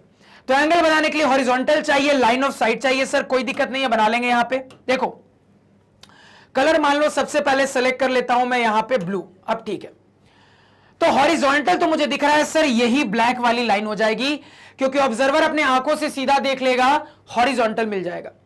अब लाइन ऑफ साइट, एक बार इसको ज्वाइन करेंगे तो एक लाइन ऑफ साइट आएगा, इसको ज्वाइन करेंगे दूसरा वाला लाइन ऑफ साइट भी आ जाएगा। अब ध्यान दीजिएगा सर, ऑब्जर्वर और ऑब्जेक्ट की जानकारी डायरेक्टली गिवन नहीं है, आपको जो मैंने फ्रॉम ऑफ की ट्रिक बताई है उससे आपको ऑब्जर्वर ऑब्जेक्ट की जानकारी मिलेगी, तब जाके आप इस फिगर तक पहुंचोगे। तो लाइन ऑफ साइट बना लेते हैं सर। तो यहां पे हमारा एक लाइन ऑफ साइट बना, सीधी लाइन बन जा, सीधी लाइन बन जा, चलो ऑलमोस्ट सीधी लाइन बन गई। और अपनी दूसरी लाइन ऑफ साइट को भी ड्रॉ कर लेते हैं सर, दोनों लाइन ऑफ साइट बना ली। अब एंगल्स की बात कर लेते हैं बारी बारी से। तो हॉरिजॉन्टल तो हर बार यही रहने वाला है सर। अगर मैं इस वाले लाइन ऑफ साइट की बात कर लूं तो इनके बीच में काम का हमारा एक्यूट एंगल ये बनता हुआ दिख रहा है सर, इसको मैंने हाईलाइट कर लिया। अब अगर मैं यहां पे इस लाइन ऑफ साइट की बात कर लूं तो लाइन ऑफ साइट और हॉरिजॉन्टल के बीच में अब ये मेरा टारगेट एक्यूट एंगल मुझे मिलता हुआ दिख रहा है सर। ठीक है, और मुझे अपने एंगल्स का डेटा गिवन है। क्या क्या डेटा है सर? तो एक डेटा है आपका 30 डिग्री का, दूसरा डेटा है 45 डिग्री का। अब यहां पे क्लियरली फिगर को देख के पता लग रहा है सर कि ब्लू वाला एंगल रेड के कंपैरिजन में ज्यादा बड़ा है। अब बड़ा कौन है सर? 45 डिग्री, यानी कि यही ब्लू वाला 45 हो जाएगा और यही रेड वाला क्या हो जाएगा सर? 30 हो जाएगा। तो फिगर से ऑब्जर्व करके पता कर लिया कौन सा एंगल क्या होगा। अगर फिगर से नहीं करना है सर तो यहां जिस तरीके से लैंग्वेज है उससे भी पता कर सकते हो, क्योंकि लैंग्वेज में क्लियरली बोला गया है सर कि angle of elevation of the bottom of the flag staff, यानी कि बॉटम के लिए 30 डिग्री आएगा, आगे जाके टॉप के लिए 45 आएगा। तो लैंग्वेज से भी क्लियर कर सकते हो कि कौन सा एंगल कहां बनेगा सर। अब जाके ओवरऑल फिगर मेरा कंप्लीट हो चुका है। फाइनली पूछा क्या जा रहा है सर? टावर की हाइट मान लो मैं h मान लेता हूं। लाखों बार इस टाइप का सवाल बनाया सर। ठीक है, अब यहां पे फटाफट तरीके से एनालिसिस करते हैं। तो क्लियरली दिख रहा है सर अपने 30% वाले अप्रोच में दो लाइन ऑफ साइट है, दो राइट एंगल ट्रायंगल आने चाहिए सर, आ भी रहे हैं। एक ये वाला राइट एंगल ट्रायंगल है, एक ये वाला राइट एंगल ट्रायंगल है। तो यहां पे अगेन जब मैं एनालाइज करूंगा तो मुझे दिख रहा है सर tan का दोनों ट्रायंगल में इस्तेमाल करना पड़ेगा, और tan का इस्तेमाल करना पड़ेगा, इसका सीधा मतलब यह है सर कि इस साइड की भी बात होगी। अब देखो यहां पे 45 डिग्री दिख गया, मैं खुश हो गया। 45 डिग्री बड़े वाले ट्रायंगल में है, और बड़े वाले में 45 का मतलब है सर P और B बराबर हो जाएगा। तो ध्यान दीजिएगा बड़े वाले ट्रायंगल के लिए पूरा का पूरा H+7 क्या है सर? P है। पूरा का पूरा H+7 क्या है सर? आपका परपेंडिकुलर है। तो बड़े वाले ट्रायंगल में 45 दिख गया, तुरंत अपने कंसेप्ट को अप्लाई कर देंगे तो मुझे मिल जाएगा सर कि ये इस बेस के बराबर हो जाएगा, यानी कि ये भी क्या हो जाएगा? H+7 मीटर का हो जाएगा सर। तो बड़े वाले ट्रायंगल का यूज कर लिया, क्या बचा है? छोटा वाला ट्रायंगल। छोटे वाले ट्रायंगल में tan लगा देते हैं, तो tan 30 डिग्री बराबर क्या हो जाएगा सर? फिगर के हिसाब से P डिवाइडेड बाय B, यानी कि H+7। क्या दिख रहा है सर? सॉल्व कर लेंगे, H आ जाएगा, कहानी खत्म। पैसा आज हम फटाफट नोट डाउन करो। नेक्स्ट सवाल पे चलते हैं सर, बिल्कुल आसान सवाल सर। देखो नेक्स्ट सवाल क्या है। अब ये जो नेक्स्ट सवाल है सर, ये भी आपके बोर्ड एग्जाम में 2016 में आया था। सवाल क्या कह रहा है? सवाल कह रहा है कि two men on either side of cliff 80 metre high observe the angle of elevation of the top of the cliff to be 30 and 60 respectively, find the distance between the two men. अब देखो सवाल क्या कह रहा है। सवाल कह रहा है सर कि दो लोग हैं जो कि पहाड़ के चोटी के दोनों अलग अलग साइड हैं, यानी कि समझिएगा बात को। अगर ये मैं अपना पहाड़ बना दूं सर, तो एक इंसान चोटी के इस तरफ है, एक चोटी के इस तरफ है। क्लियरली यहां पे कहा जा रहा है sir two men on either side of the cliff, यानी एक इंसान चोटी के इस तरफ है, एक इंसान चोटी के इस तरफ है सर। अब देखो इनके बारे में क्या जानकारी है। तो सवाल आपको कह रहा है सर कि आपका जो पहाड़ की चोटी है वो लेवल्ड ग्राउंड से 80 मीटर ऊंची है, जहां पे आपको यह भी बोल दिया गया है कि ये जो दो लोग हैं ये एक चोटी के एक साइड है, दूसरा वाला चोटी के दूसरा साइड है, ठीक है। और ये जो दोनों लोग हैं सर, ये पहाड़ के चोटी को देख रहे हैं, और चोटी को देखने पे जो एंगल ऑफ एलिवेशन की कहानी बन रही है वो आपको गिवन है। क्या गिवन है सर? तो डाटा गिवन है 30 डिग्री और 60 डिग्री। अब आपको दोनों लोगों के बीच का डिस्टेंस कैलकुलेट करना है, ठीक है। अब यहां पे ध्यान दीजिएगा, फिगर पे थोड़ा सा आते हैं सर, ध्यान दीजिएगा थोड़ा सा। तो इस तरीके से मान लो ग्राउंड बनाया, इसमें मान लो हमने अपना पहाड़ बनाया, और पहाड़ की जो चोटी है सर वो लेवल्ड ग्राउंड से कितनी ऊंची है? 80 मीटर ऊंची है। मुझे बोला जा रहा है सर कि दो लोग हैं जो कि ऑब्जर्व करने वाले हैं, एक चोटी के इस तरफ है, दूसरा चोटी के इस तरफ है। तो मुद्दा यह है सर कि ठीक है, मुझे यह बोल दिया गया है कि एक इंसान चोटी के इस साइड है, दूसरा इंसान चोटी के इस साइड है। तो मैं अपने इंसानों को बनाऊं कहां? क्या मैं इसको पहाड़ के बीच रास्ते में बना दूं, क्योंकि अभी भी ये दोनों इंसान चोटी के अपोजिट साइड है, या मैं अपने इंसानों को जमीन में बनाऊं, या फिर मैं अपने इंसानों को कुछ हवा में लटका दूं? ये अब यहां पे समझने वाली बात है सर। तो देखो कैसे समझेंगे। तो कभी भी इस टाइप की प्रॉब्लम होती है जहां पे ऑब्जर्वर एग्जैक्टली कहां पे है ये अगर क्लियर नहीं हो पाता, तो किसकी मदद लेते हैं सर? अपने एंगल वाली बात की मदद लेते हैं। अब देखो एंगल वाली बात पढ़ के समझ में आ रहा है कि एंगल ऑफ एलिवेशन की बात हो रही है, और एंगल ऑफ एलिवेशन की बात तभी हो सकती है सर अगर ऑब्जर्वर से ऊपर की तरफ ऑब्जेक्ट हो, या फिर मैं इसी बात को ऐसा कहता रहा हूं सर कि ऑब्जेक्ट से नीचे की तरफ ऑब्जर्वर हो। अब देखो किसको देखा जा रहा है? पहाड़ की चोटी को देखा जा रहा है, यानी कि पहाड़ की चोटी जो है सर ये आपके ऑब्जेक्ट की तरह ट्रीट हो रही है। और एंगल ऑफ एलिवेशन के लिए ये क्लियर है सर, ऑब्जर्वर ऑब्जेक्ट से नीचे होना चाहिए। तो इससे नीचे होंगे दोनों ऑब्जर्वर, ये कंफर्म है। अब बिल्कुल प्रैक्टिकल सोचिए, सिंपल सोचिए, नीचे ऑब्जर्वर को कहां लेना चाहिए? तो बिल्कुल सिंपल सोचोगे तो कहोगे सर नीचे ऑब्जर्वर को जमीन पे ही ले लेते हैं। इतना सभी को क्लियर हुआ? क्लियर होना चाहिए। अब यहां पे प्रॉपर डायग्राम पे आ जाते हैं, ध्यान से देखिएगा सर। तो पहाड़ बनाने के लिए पहले जमीन बनाना पड़ेगा, तो पहले जमीन को बना लिया सर, ठीक है। अब देखो, अब पहाड़ के चोटी पे बात हो रही है ना, तो सिंपली हम किससे रिप्रेजेंट कर देते हैं? एक वर्टिकल लाइन से रिप्रेजेंट कर देते हैं सर, समझने में कोई दिक्कत नहीं होनी चाहिए। तो मैं बोल दिया गया है सर कि हमारे पहाड़ की जो चोटी है ये मेरे लेवल्ड ग्राउंड से 80 मीटर ऊंची है, तो इसको मैंने अपने डायग्राम में रिप्रेजेंट कर लिया। अब अगेन हमें यह भी क्लियर है सर कि हमारे जो दो लोग ऑब्जर्वेशन कर रहे हैं, एक इस तरफ है एक इस तरफ है, और किधर बनाना है ये भी देख लिया, दोनों को ग्राउंड पे बनाना है। अब देखो दोनों को ग्राउंड पे कहां बनाना है ये प्योरली आपकी मर्जी है कि आपको यहां से कितनी दूरी पे दोनों लोगों को बनाना है, ये प्योरली आपकी मर्जी है। आप जितनी दूरी पे चाहो बना सकते हो। क्लियर हो गया? बस दोनों को बिल्कुल बराबर दूरी पे मत रखना सर। क्यों दोनों को बराबर दूरी पे मत रखना?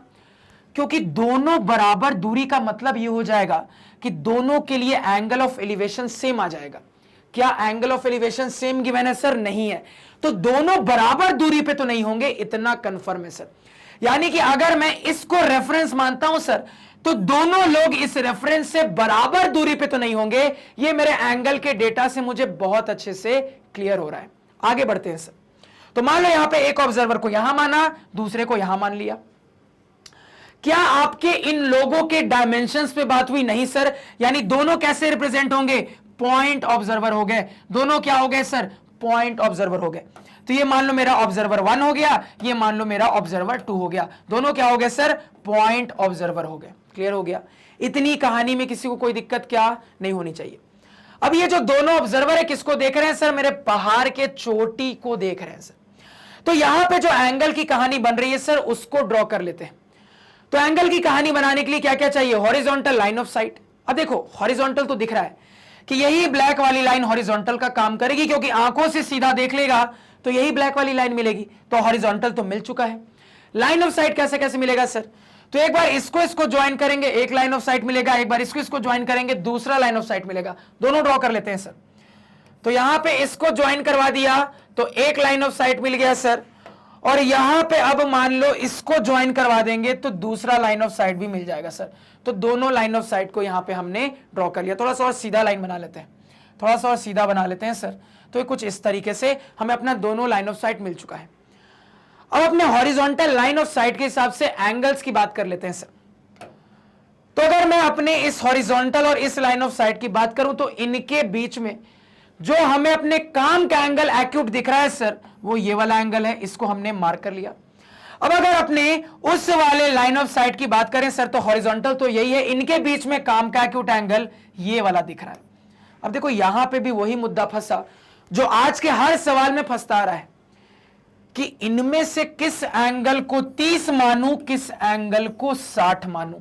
दिमाग लगा पा रहे हो क्या? दिमाग लगाना आना चाहिए। क्या दिमाग लगाना चाहिए? ध्यान से सुनना सर।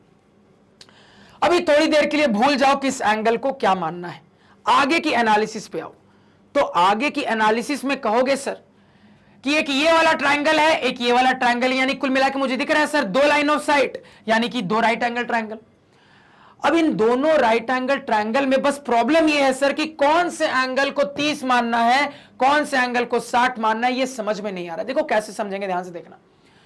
तो यहां पे इन एंगल्स के हिसाब से अगर मैं अपने दोनों ट्रायंगल को देखूं, ध्यान दीजिएगा, इन एंगल्स के हिसाब से अगर अपने दोनों ट्रायंगल को देखूं तो मुझे दिख रहा है सर, यहां पे क्लियरली दिख रहा है। क्या दिख रहा है? ध्यान से देखना। तो मुझे दिख रहा है सर कि इधर का ये एंगल है और इधर वाले ट्रायंगल का ये वाला एंगल है सर। तो सामने वाला ये परपेंडिकुलर हो गया, ये बेस हो गया, ये हाइपोटेनियस, ये परपेंडिकुलर, ये हाइपोटेनियस, ये बेस। अब देखो सर ये वाला जो साइड है ये तो दोनों ट्रायंगल में कॉमन है। तो दोनों ट्रायंगल में कॉमन है, इसका मतलब क्या है सर? दोनों की वैल्यू सेम होगी। तो मान लो इसको मैं कुछ P मान लेता हूं, और दोनों ट्रायंगल के हिसाब से ये क्या है सर? तो दोनों ट्रायंगल के हिसाब से ये परपेंडिकुलर है। कौन सा केस मिल गया? तो हमारी ट्रिक का वो वाला केस मिल गया सर जहां पे जो ट्रायंगल्स को हम कंपेयर कर रहे हैं उनके परपेंडिकुलर कॉमन है। तो परपेंडिकुलर कॉमन है तो एंगल की मदद से बेस की बात कर सकते हैं। क्या जानते हम? ये जानते हैं सर कि जिसमें परपेंडिकुलर कॉमन होता है या इक्वल होता है उस केस में जितना छोटा एंगल उतना बड़ा बेस। ध्यान देना आप मेरी बात को। देखो सर, तो यहां पे इस ट्रायंगल का ये वाला बेस है, इस वाले ट्रायंगल का ये वाला बेस है सर। तो आपके फिगर के हिसाब से बड़ा बेस कौन है? ये। यानी कि एंगल कौन छोटा होना चाहिए? ये। तो ये छोटा वाला एंगल लेंगे सर, ये बड़ा वाला एंगल लेंगे सर। तो इसमें से छोटा कौन है? 30, यानी कि ये आपका क्या हो जाएगा सर? 30 डिग्री हो जाएगा। ये बड़ा वाला एंगल आपका क्या हो जाएगा सर? 60 डिग्री हो जाएगा। तो जो कंसेप्ट आपको सिखाया ना, धाकड़ तरीके से हर जगह लग रहा है सर। अब इसका काम हो चुका है, इसको यहां से मिटा देते हैं सर। तो इतना फिगर सभी को क्लियर है, क्लियर होना चाहिए। फाइनली आपसे क्या पूछा जा रहा है सर? आपसे पूछा जा रहा है कि दोनों ऑब्जर्वर के बीच की दूरी क्या है। Find the distance between the two main, यानी कुल मिला के मुझे ये डिस्टेंस कैलकुलेट करना। अब समझिएगा बात को सर। तो यहां पे मुझे बहुत अच्छे से ऑब्जर्व हो रहा है सर कि ये जो डिस्टेंस मुझे कैलकुलेट करना है, ये मेरे ट्रायंगल के हिसाब से दो हिस्सों में बटा हुआ है। यानी इस वाले ट्रायंगल में ये वाला हिस्सा है, इस वाले ट्रायंगल में ये वाला हिस्सा है, और इन्हीं हिस्सों को जोड़ देंगे तो ये पूरा डिस्टेंस आ जाएगा। यानी कुल मिला के आपको समझ में आ रहा है सर कि आपको इस पे और इस पे दोनों पे बात करनी पड़ेगी। तो जब दोनों पे बात करनी है तो उसको कुछ वेरिएबल मान लो यहां से यहां तक मैंने कुछ x मीटर मान लिया सर, और यहां से यहां तक मान लो मैंने कुछ y मीटर मान लिया सर। क्लियर हो गया? अब यहां पे जब अपने 30% वाले अप्रोच पे आ जाएंगे सर, तो 30% वाले अप्रोच को अपने दोनों राइट एंगल ट्रायंगल में लगा देंगे तो क्लियरली दिख रहा है कि दोनों ट्रायंगल के लिए tan का इस्तेमाल करना पड़ेगा। tan लगा दीजिए सर, सबसे पहले इसके लिए tan लगाइए। तो tan 60 डिग्री बराबर कितना हो जाएगा सर? 80/x हो जाएगा। यहां से x आ जाएगा, उसके लिए tan लगाइएगा सर, तो ये हो जाएगा tan 30 डिग्री बराबर 80/y, यहां से y आ जाएगा। x भी आ गया, y भी आ गया, x और y को जोड़ दीजिएगा सर, तो दोनों लोगों के बीच की पूरी डिस्टेंस निकल के आ जाएगी। इजी सवाल, कहानी खत्म, पैसा हजम। फंडा सभी को समझ में आया? समझ में आना चाहिए। फटाफट चीजों को नोट डाउन करिए। नेक्स्ट सवाल पे चलते हैं सर। अब ये रहा सर हमारा अगला सवाल, और ये सवाल ऑलरेडी हमें एक बार बोर्ड एग्जाम में पूछा जा चुका है। कब पूछा गया था सर? 2015 में पूछा गया था। तो सवाल को पढ़ के सवाल की कहानी समझ लेते हैं। सवाल कह रहा है, an aeroplane is flying at a height of 210 metres, flying at this height at some instant the angles of depression of 2 points in a line in opposite directions on both the banks of the river are 45 degree and 60 degree. Find the width of the river. तो यहां पे सवाल सुनने के बाद आपकी कुछ पुरानी यादें ताजा होनी चाहिए सर, क्योंकि इस वैरायटी का सवाल ऑलरेडी हम सॉल्व करके आ चुके हैं। क्या सवाल था, ध्यान से सुनना। तो सवाल कह रहा है सर कि एक नदी है, ठीक है, और नदी के पानी के सरफेस से 210 मीटर की ऊंचाई पे उस कांस्टेंट हाइट को मेंटेन करते हुए वो प्लेन उड़ रहा है। अब एक पर्टिकुलर मोमेंट पे उस प्लेन में जो ऑब्जर्वर बैठा है वो नीचे नदी के दोनों किनारों को देखता है, और नदी के दोनों किनारों को नीचे देखने पे जो भी एंगल ऑफ डिप्रेशन की कहानी बन रही है वो सवाल ने आपको बता दिया। अब फाइनली आपसे पूछा जा रहा है कि नदी की चौड़ाई बताइए क्या होगी। अब यहां पे बीच में एक लाइन लिखी है जिससे आप कंफ्यूज हो सकते हो। देखो क्या लाइन है, यहां लिखा गया है sir, 2 points in a line in opposite direction on both the banks of a river। यानी कि यहां पे कहा जा रहा है सर कि आप जो अपने नदी के दो किनारे लोगे ना, वो एक ही स्ट्रेट लाइन में लाई करना चाहिए। अब इस बारे में याद करो, हमने 3D मॉडल में बहुत अच्छे से डिस्कस किया था कि अगर हम 3D में अपने नदी के किनारों को सोचते हैं ना सर, तो नदी के किनारे की बात करने के लिए हम कई सारे पॉइंट ले सकते हैं, लेकिन हम हमेशा कौन सा पॉइंट लेते हैं? तो हम हमेशा इस बात को ध्यान में रखते हुए अपने किनारे के पॉइंट्स को सेलेक्ट करते हैं सर कि हमारी नदी की चौड़ाई बताने वाली जो शॉर्टेस्ट पाथ, जो परपेंडिकुलर लाइन होगी सर, उसी के एंड पॉइंट से हम अपने नदी के किनारों को रिप्रेजेंट करते हैं। याद करो, मैंने आपको ये वाली बात बताई थी कि नहीं? बिल्कुल बताई थी। बस वही बात यहां पे स्पेशल तरीके से बोली जा रही है। बाकी पूरा का पूरा सवाल वही है। फटाफट तरीके से बनाना स्टार्ट कर दो। तो डायग्राम में किस तरीके से सोचते हैं सर, याद होना चाहिए। यहां पे हमने अपने नदी को ड्रॉ कर लिया सर, जहां पे इन एंड पॉइंट्स की मदद से मैंने अपने नदी के किनारों को रिप्रेजेंट कर दिया, और यही मेरे नदी की चौड़ाई है जो कि मुझे कैलकुलेट करना है। अब मुझे यहां पे क्लियरली कहा जा रहा है सर कि मेरा जो एरोप्लेन है वो एक कांस्टेंट हाइट मेंटेन करते हुए पानी के सरफेस से 210 मीटर की ऊंचाई पे उड़ रहा है, और किसी मोमेंट पे ये ऑब्जर्वेशन हो रहा है। तो मुद्दा यह है सर कि ऊपर मैं जो अपना एरोप्लेन मानने वाला हूं वो मैं कहां मानूं? बिल्कुल बीचों बीच मानूं, या थोड़ा सा इधर रख के मानूं, या थोड़ा सा इधर रख के मानूं? अब समझिएगा बात को।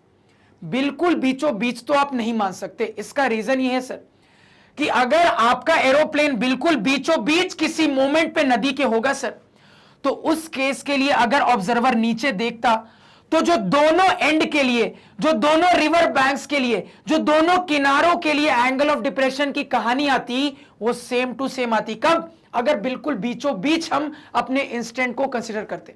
लेकिन अपने एंगल का डेटा देखिए, क्या एंगल ऑफ डिप्रेशन की कहानी सेम सेम दिख रही है? नहीं है सर। यानी इतना कंफर्म है कि हमारा जो एरोप्लेन आसमान में माना गया है वो बिल्कुल बीचों बीच तो नहीं माना गया है। अब आपकी चॉइस है, या बीच से हल्का लेफ्ट ले लो या बीच से हल्का राइट ले लो, प्योरली आपकी चॉइस है। दोनों ही केस से आंसर आएगा। मान लो मैं बीच से हल्का लेफ्ट वाला केस ले लेता हूं, तो मैं मान लो यहां कहीं पे अपने एरोप्लेन को मान लेता हूं। सर क्या एरोप्लेन के डायमेंशंस पे बात हुई? नहीं हुई सर। यानी कि एरोप्लेन एक पॉइंट की तरह ट्रीट हो रहा है। अब ये जो एरोप्लेन है सर, ये इस सरफेस से, पानी के सरफेस से कितनी ऊंचाई पे आपको बता दिया गया? आपको बता दिया गया सर कि एरोप्लेन 210 मीटर की ऊंचाई पे उड़ रहा है। तो इसको हमने डायग्राम में रिप्रेजेंट कर दिया सर। और इसी प्लेन में मेरा ऑब्जर्वर बैठा है। और अगेन आपको बोला जा रहा है कि ये जो प्लेन है सर, ये कांस्टेंट हाइट मेंटेन करते हुए आसमान में उड़ रहा है। यानी कि सर उसके उड़ने की जो ट्रैजेक्टरी होती, जो पाथ होता, कैसा होता सर? बिल्कुल ऐसा होता। इतना समझने में कोई दिक्कत नहीं होनी चाहिए। देखो जो किया है वही कर रहा हूं, कुछ अलग नहीं कर रहा हूं। तो जो भी स्टूडेंट्स मेरे पुराने लेक्चर देख चुके हैं उनके लिए तो बिल्कुल आसान रिवीजन हो रहा होगा। जिन्होंने नहीं देखा है उनको चीजें टफ लग रही होंगी, उनको चीजें समझ में नहीं आ रही होंगी। इसलिए कह रहा हूं कि ये एक तरीके से रिवीजन लेक्चर चल रहे हैं, आपके मेन लेक्चर बन चुके हैं। पहले उनको देखिए, तब इनको देखिए, तब मजा आएगा पढ़ने में। क्लियर हुआ सर? तो यहां पे अपने प्लेन की भी बात कर ली और यही प्लेन पे ऑब्जर्वर है। अब यही जो ऑब्जर्वर भैया है ना सर, ये दोनों नदी के किनारों को देख रहे हैं। तो इतना मैं क्लियर हूं कि ये जो नदी के किनारे हैं सर, यही मेरे ऑब्जेक्ट की तरह ट्रीट हो रहे हैं सर। और ये ऑब्जर्वर ऑब्जेक्ट की जानकारी अगेन डायरेक्ट नहीं दी गई है, फ्रॉम ऑफ की मदद से आपको पता करनी पड़ेगी। क्लियर हो गया सर? एंगल बनाना स्टार्ट करते हैं। तो एंगल बनाने के लिए हॉरिजॉन्टल चाहिए सर, लाइन ऑफ साइट चाहिए। अब हॉरिजॉन्टल मुझे दिख रहा है सर कि यही जो प्लेन के उड़ने की ट्रैजेक्टरी होगी, यही तो हॉरिजॉन्टल का काम करेगी। दिख रहा है सर? लाइन ऑफ साइट कैसे मिलेगा? एक बार इसको ज्वाइन कर दोगे तब मिल जाएगा, एक बार इसको ज्वाइन कर दोगे तब मिल जाएगा। बना लेते हैं सर। सबसे पहले इसको ज्वाइन करके अपना एक लाइन ऑफ साइट बना लिया। अब इसके बाद दूसरा कलर मान लो ब्लैक ले लेते हैं, इसको ज्वाइन करके अपना दूसरा लाइन ऑफ साइट बना लिया सर। इतना सभी को क्लियर हुआ? क्लियर होना चाहिए। तो यहां पे अब अपने एंगल की बात करना स्टार्ट करते हैं। सबसे पहले अपने पर्पल वाले लाइन ऑफ साइट की बात करते हैं सर। तो हॉरिजॉन्टल तो यही रहने वाला है। इस लाइन ऑफ साइट के लिए काम का एक्यूट एंगल कौन हो जाएगा सर? ये वाला एंगल हो जाएगा। क्लियर है? अब आगे आते हैं सर। हॉरिजॉन्टल यही रहने वाला है। इस लाइन ऑफ साइट के लिए काम का एक्यूट एंगल कौन हो जाएगा सर? ये वाला हो जाएगा। अब देखो प्रॉब्लम अगेन कहां आई, जो कि हर सवाल में प्रॉब्लम आ रही है, यहां पे भी आ गई प्रॉब्लम। अब ये आ रही है सर कि दोनों ही केस के लिए जो एंगल ऑफ डिप्रेशन की कहानी गिवन है 45 और 60 डिग्री, किसको 45 मानूं किसको 60 मानूं समझ में नहीं आ रहा। तो अगेन क्या दिमाग लगाना है आपको? क्लियर होना चाहिए। आपको बहुत अच्छे से देखो क्या पता है, ध्यान से देखना। तो अभी फिलहाल के लिए मान लो कोई डेटा यहां पे मैं मार्क नहीं करता हूं, अभी भाड़ में जाए, कौन 45 है कौन 60 है, भाड़ में जाए। अपने 30% एनालिसिस पे आ जाओ। 30% एनालिसिस पे जैसे ही आओगे तुरंत कह दोगे सर एंगल ऑफ डिप्रेशन का सवाल है, यानी कि ये जो एंगल मुझे मिला है ये मेरे काम का एंगल नहीं होगा। ट्रायंगल के अंदर जो एंगल मिलेगा वो काम का एंगल होगा। कहां से आता है सर? तो या तो पैरेलल लाइन की मदद से या 90 डिग्री के कंसेप्ट से आता है। मान लो मैं पैरेलल लाइन के कंसेप्ट का इस्तेमाल करता हूं, तो दोनों हॉरिजॉन्टल यानी कि आपस में पैरेलल, ये ट्रांसवर्सल का काम कर रहा है सर। यानी कि ये जो एंगल होगा सर, ये एंगल इसके बराबर हो जाएगा alternate interior angle sir equal. Again देखिए सर यहां पे, तो सर यहां पे ये पैरेलल लाइनों के भी ये ट्रांसवर्सल का काम कर रहा है, तो ये एंगल इसके बराबर again sir alternate interior angle sir equal. तो बस मुद्दा ये है सर कि इनमें से किसको 45 मानना है किसको 60 मानना है, ये समझने में मुझे दिक्कत हो रही है। अब ध्यान दो, तो दो लाइन ऑफ साइट यानी कि दो राइट एंगल ट्रायंगल आने चाहिए और दिख भी रहे हैं सर कि एक ये वाला राइट एंगल ट्रायंगल होगा, एक ये वाला राइट एंगल ट्रायंगल होगा। अब यहां पे जब दोनों राइट एंगल ट्रायंगल को देखिएगा तो आपको दिख रहा है सर कि ये वाला साइड दोनों में कॉमन है, और दोनों ट्रायंगल के लिए ये साइड क्या है सर? ध्यान दीजिए, आपके एंगल के हिसाब से दोनों ट्रायंगल के लिए ये परपेंडिकुलर है। यानी दो ट्रायंगल्स को कंपेयर करना है जिनके परपेंडिकुलर कॉमन है। तो इस केस के लिए हम जानते हैं सर, जितना छोटा एंगल उतना बड़ा बेस। अब दोनों ट्रायंगल में बड़ी बेस किसकी दिख रही है कहोगे सर, इस वाले ट्रायंगल की बड़ी बेस है, यानी इसका वाला एंगल छोटा होगा। इसमें से छोटा कौन है, 45, यानी कि ये 45 रहा होगा सर, और ये पर्पल वाला 60 रहा होगा। तो जो कंसेप्ट पढ़ा है धांसू तरीके से हर जगह अप्लाई कर रहे हैं। अब यहां पे अगर ये 60 है यानी कि ये 60 रहा होगा सर, ये 45 है यानी कि ये 45 रहा होगा सर। अपने फिगर को बहुत ही आसानी से हमने कंप्लीट कर लिया। क्या पूछा जा रहा है सर, तो आपसे रिवर की चौड़ाई पूछी जा रही है, यानी कि यही तो रिवर की चौड़ाई है, यही डिस्टेंस आपसे पूछा जा रहा है। आप समझिएगा सर, ये जो चौड़ाई है ये आपके दोनों ट्रायंगल के हिसाब से दो हिस्सों में बटी है, यानी कि इस ट्रायंगल से इतना हिस्सा आएगा, इस वाले ट्रायंगल से इतना हिस्सा आएगा, दोनों हिस्सों को जोड़ दोगे तब जाके पूरी चौड़ाई आएगी सर। तो यहां से आपको भली भांति ये समझ में आ रहा है सर कि इनका इस्तेमाल होने वाला है। अब ध्यान दो, मुझे एक ट्रायंगल में 45 डिग्री दिख गया, तुरंत मैं खुश हो गया कि इस ट्रायंगल का P और B बराबर, तो P और B बराबर यानी इतनी दूर तो पहले ही कैलकुलेट कर लिया, 210 मीटर होगा, बस इतना कैलकुलेट करना बाकी है, तो इसका काम तो हो गया। और एनालिसिस से मुझे दिख रहा है सर कि tan इस्तेमाल करना है दोनों ट्रायंगल में। अब इसमें tan इस्तेमाल कर देंगे सर, तो यहां पे देखो tan इस्तेमाल करेंगे, ये यूज में आएगा सर, इसको मान लो मैं कुछ x कह देता हूं, तो यहां पे कह देंगे सर tan 60 डिग्री बराबर, फिगर के हिसाब से P हो जाएगा 210 डिवाइडेड बाय बेस कितना हो जाएगा x, सॉल्व कर लेंगे x आ जाएगा, x आ गया, इस x में 210 को जोड़ देंगे, पूरे नदी की चौड़ाई भी आ जाएगी सर। आसान सा फुद्दू सवाल, फटाफट नोट डाउन करो। नेक्स्ट सवाल पे चलते हैं सर। अब देखो ये रहा सर नेक्स्ट सवाल, और नेक्स्ट सवाल एक अच्छा सवाल है, मजा आएगा इस सवाल में। देखो सवाल क्या कह रहा है, तो सर ये एक बड़ा सा सवाल है जो कि हमसे 2014 में बोर्ड एग्जाम में पूछा गया था। सवाल कह रहा है sir, the angle of elevation of the top of a chimney from the top of a tower is 60 degree and the angle of depression of the foot of the chimney from the top of the tower is 30 degree. If the height of the tower is 40 meter, find the height of the chimney. According to pollution control norms, the minimum height of a smoke emitting chimney should be 100 meters. State if the height of the above mentioned chimney meets the pollution norms. आगे What value is discussed in this question? अब देखो इस सवाल में बहुत सारे students अटके थे जिस समय यह सवाल आया था। अब क्यों अटके थे समझेंगे, बारी बारी से ध्यान से सुनना। सबसे पहले समझो सवाल क्या कह रहा है सर। तो सवाल इजी है सर, सवाल टफ नहीं है, इजी है। ये लास्ट वाले पार्ट के कारण बहुत सारे स्टूडेंट अटके थे। देखो सवाल क्या कह रहा है, सवाल में मेनली मुझे दिख रहा है सर कि दो टाइप के कंस्ट्रक्शन पे बात चल रही है, एक है टावर, दूसरा है चिमनी, ठीक है। और सवाल पढ़ के यह भी क्लियर है सर कि इन दोनों कंस्ट्रक्शन में से किसी एक कंस्ट्रक्शन पे मेरा ऑब्जर्वर फिक्स है और वहीं से दूसरे वाले कंस्ट्रक्शन के टॉप को भी देख रहा है, बॉटम को भी देख रहा है। तो इस वाले केस को हैंडल करना बहुत अच्छे से हम जानते हैं सर, क्लियर है। तो यहां पे अब कहानी बनाना स्टार्ट करते हैं बिना टाइम वेस्ट किए हुए। ध्यान से सुनिएगा सर। तो आपके दो कंस्ट्रक्शन आपके सवाल के हिसाब से हैं सर, एक टावर है, एक चिमनी। आपने देखा होगा सर कि जो बड़े बड़े फैक्ट्रीज की या फिर आपने देखा होगा ईटा भट्टी की जो चिमनी होती है सर, काफी ऊंची ऊंची चिमनी होती है, तो उसी टाइप की चिमनी है सर। अब समझिएगा बात को, यहां पे ध्यान से सुनिएगा। सबसे पहले अपना ग्राउंड बना लेते हैं जिस पे हमारा टावर या फिर हमारी चिमनी कंस्ट्रक्ट होने वाली है, बनने वाली है सर। ग्राउंड बना लिया, ठीक है। अब सबसे पहले मुद्दा यह है सर कि ऑब्जर्वर कौन से कंस्ट्रक्शन पे है। तो सवाल पढ़ के क्लियर हो रहा है सर कि मेरा जो ऑब्जर्वर है वो टावर के टॉप से चीजों को ऑब्जर्व कर रहा है, जहां पे आपको टावर की हाइट बता दी गई है कि आपके टावर की हाइट है सर 40 मीटर। तो एक टावर बना लेते हैं।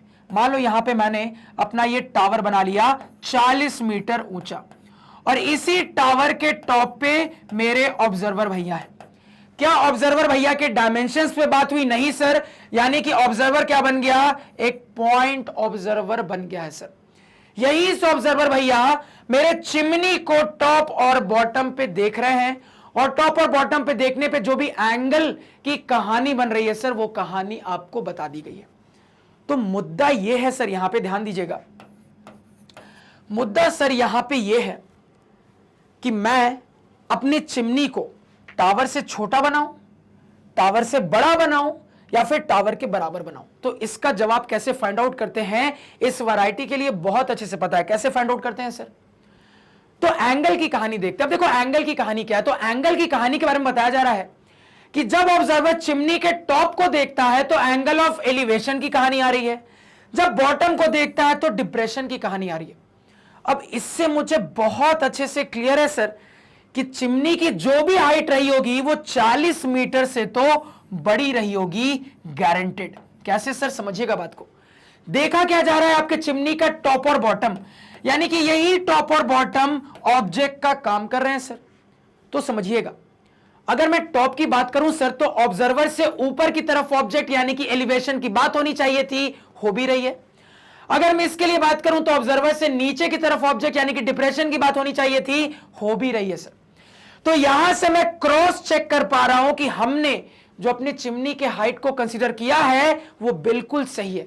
यानी मैं इतना कंफर्म हूं कि मेरी जो चिमनी होगी सर ये 40 मीटर से तो ऊंची होगी, गारंटेड। अब कितनी ऊंची होगी ये मुझे सवाल सॉल्व करके पता चलेगा। तो यहां पे इतना बनाने के बाद यहां पे आपको ऑब्जर्व होना चाहिए सर कि ऑब्जर्वर और ऑब्जेक्ट की कहानी डायरेक्टली आपको गिवन नहीं है। आपको अपने ट्रिक से फ्रॉम ऑफ के कंसेप्ट की मदद से पता करना पड़ेगा कि ऑब्जर्वर ऑब्जेक्ट कहां पे। अब ये पता कर लिया, अब एंगल की कहानी पे चलते हैं सर। तो एंगल की कहानी के लिए हॉरिजॉन्टल लाइन ऑफ साइट, पहले हॉरिजॉन्टल बना लेते हैं। ऑब्जर्वर अपनी आंखों से सीधा देख लेगा, हॉरिजॉन्टल मिल जाएगा सर, हॉरिजॉन्टल यहां पे मिल गया। अब इसके बाद लाइन ऑफ साइट, तो सर सबसे पहले इसको ज्वाइन कर देंगे तो एक लाइन ऑफ साइट मिल जाएगा। इसके अलावा सर यहां पे हम इसको ज्वाइन कर देंगे तो दूसरा लाइन ऑफ साइट भी मिल जाएगा सर। तो दोनों line of site, Sidhi line नहीं बनती यार, हाफ बनी, दोनों लाइन ऑफ साइट मिल गया। अब दोनों ही केस के लिए एंगल मार्क कर लेते, ध्यान दीजिएगा। तो हॉरिजॉन्टल तो यही रहने वाला है सर। अगर इस लाइन ऑफ साइट की बात करें तो इनके बीच में काम का एक्यूट एंगल ये मिल रहा है और यही मेरा एलिवेशन वाला एंगल है। और सवाल ने स्पेशली बताया है कि एलिवेशन वाला और डिप्रेशन वाला एंगल क्या, पढ़ो सवाल को। तो एंगल ऑफ एलिवेशन आपको बता दिया गया है कितना है सर, तो 60 डिग्री है। कितना है सर? 60 डिग्री है। तो ये एंगल आपको गिवन है, कितना है सर? 60 डिग्री है। आगे चलते हैं। अब इसके लिए डिप्रेशन की बात होगी सर, तो ध्यान दीजिएगा, हॉरिजॉन्टल तो यही रहने वाला है। अब लाइन ऑफ साइट ये है, इनके बीच में काम का एक्यूट एंगल ये वाला होगा और डिप्रेशन वाला एंगल भी गिवन है, कितना है सर? 30 डिग्री है। कितना है सर? यहां पे 30 डिग्री है।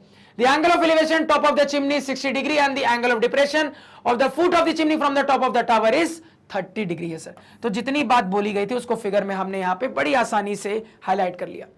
आपको कैलकुलेट क्या करना है मेनली सर, तो यहां पे मेनली आपको चिमनी की हाइट पे बात करनी है, यानी कि इस पूरे हाइट पे आपको यहां पे बात करनी है सर।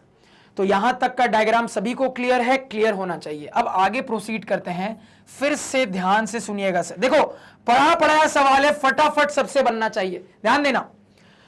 तो अब अपने 30% वाले एनालिसिस पे आ जाते हैं। तो हमें यहां पे क्लियरली दिख रहा है सर, ध्यान से देखना कि सर ये भी हॉरिजॉन्टल, ये भी हॉरिजॉन्टल, यानी दोनों लाइनें आपस में पैरेलल। अगेन एक ही हॉरिजॉन्टल पे दोनों वर्टिकल, यानी ये दोनों भी आपस में पैरेलल। तो ये क्वाड्रिलैटरल के अपोजिट साइड्स आपस में पैरेलल, यानी कि ये क्वाड्रिलैटरल एक पैरेललोग्राम साबित हो गया।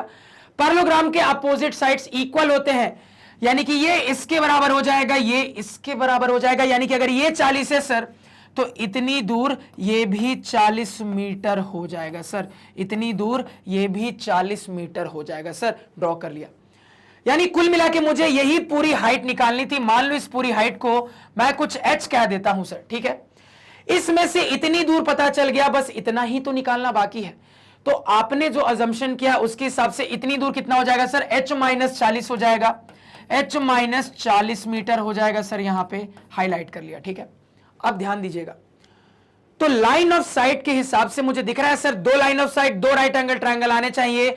और वो दो कौन से ट्रायंगल होंगे जरूरत के हिसाब से दिख रहा है सर। एक ये वाला ट्रायंगल होगा, एक ये वाला ट्रायंगल होगा। मुझे बहुत क्लियरली दिख रहा है सर कि हमारे दो ट्रायंगल्स इस केस में क्या होने वाले हैं। अब यहां पे अगर मैं अपने इन दो ट्रायंगल्स को एनालाइज करूंगा तो बहुत अच्छे से ये क्लियर हो रहा है कि दोनों में ही tan का इस्तेमाल करना है।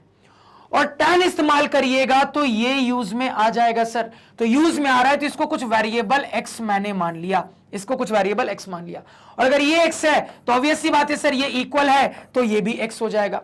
अब फटाफट लगा के सॉल्व करिए, ठीक है, ध्यान दीजिएगा सर। सबसे पहले मान लो इस वाले ट्रायंगल में tan थीटा लगा के सॉल्व करते हैं। तो एंगल है 30 यानी tan के साथ आएगा 30 डिग्री, तो tan 30 डिग्री बराबर हो जाएगा फिगर के हिसाब से P बाई बी यानी कि 40 डिवाइडेड बाई x हो जाएगा सर। तो यहां से x की वैल्यू आएगी, ध्यान दीजिएगा। तो tan 30 1 बाई रूट 3 बराबर 40 बाई x हो जाएगा सर। तो यहां से आ जाएगा x बराबर 40 डिवाइडेड बाई रूट 3, क्या सॉरी यहां पे क्रॉस मल्टीप्लाई करो तो क्या हो जाएगा, x बराबर 40 रूट 3 मीटर हो जाएगा सर, ठीक है। तो ये मेरी x की वैल्यू आ गई, क्लियर है। अब किस पे बात करते हैं सर, अब आ जाते हैं अपने ऊपर वाले ट्रायंगल पे।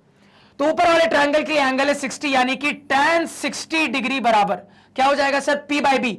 फिगर के हिसाब से P बाई बी हो जाएगा h minus 40 divided by x। अब x की वैल्यू निकाल चुके हो, कितनी आ रही है सर, 40 रूट 3 आ रही है, डाल दिया सर। tan 60 मुझे पता है रूट 3 होता है, तो रूट 3 बराबर h minus 40 divided by 40 root 3।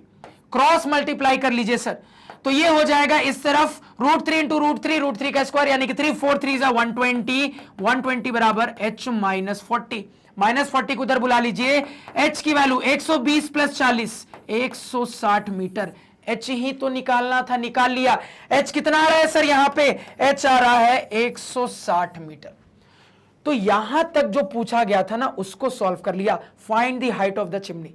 तो देखो जब बोर्ड एग्जाम में सवाल आया था ना तो बच्चों ने यहां तक सॉल्व कर लिया था, आगे क्या करना उनको समझ में नहीं आ रहा था। इसलिए कहता हूं ना कि पढ़ के कहानी समझने की कोशिश करिए, कि इतना तो आपने कर लिया ना, अब ये सॉल्व नहीं करोगे तो पूरे नंबर नहीं मिलेंगे। अब आगे के पार्ट पे आते, ध्यान से सुनिएगा, देखो क्या क्या कह रहा है सवाल। तो हाइट ऑफ द चिमनी पूछी गई थी, कैलकुलेट कर लिया, hence the height of our chimney is 160 metre. आगे का पार्ट देखो, आगे कहा जा रहा है sir, according to pollution control norms the minimum height of a smoke emitting chimney should be 100 metre. State if the height of the above mentioned chimney meets the pollution norms. तो यहां पे कहा जा रहा है सर कि pollution के जो रूल्स हैं उसके हिसाब से आपके फैक्ट्री की चिमनी की हाइट कम से कम 100 मीटर की होनी चाहिए, वरना आप पे पेनल्टी लग जाएगी।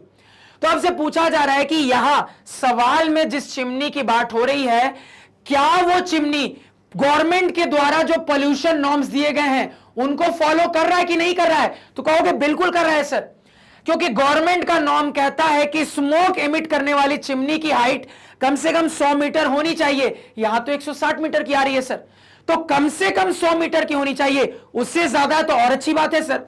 तो बिल्कुल नॉर्म्स को फॉलो कर रहा है। तो यहां पे हम लिखेंगे yes the above mentioned chimney is following the government pollution norms. ये एक लाइन लिखेंगे तो आपके नंबर और बढ़ गए, क्लियर हो गया।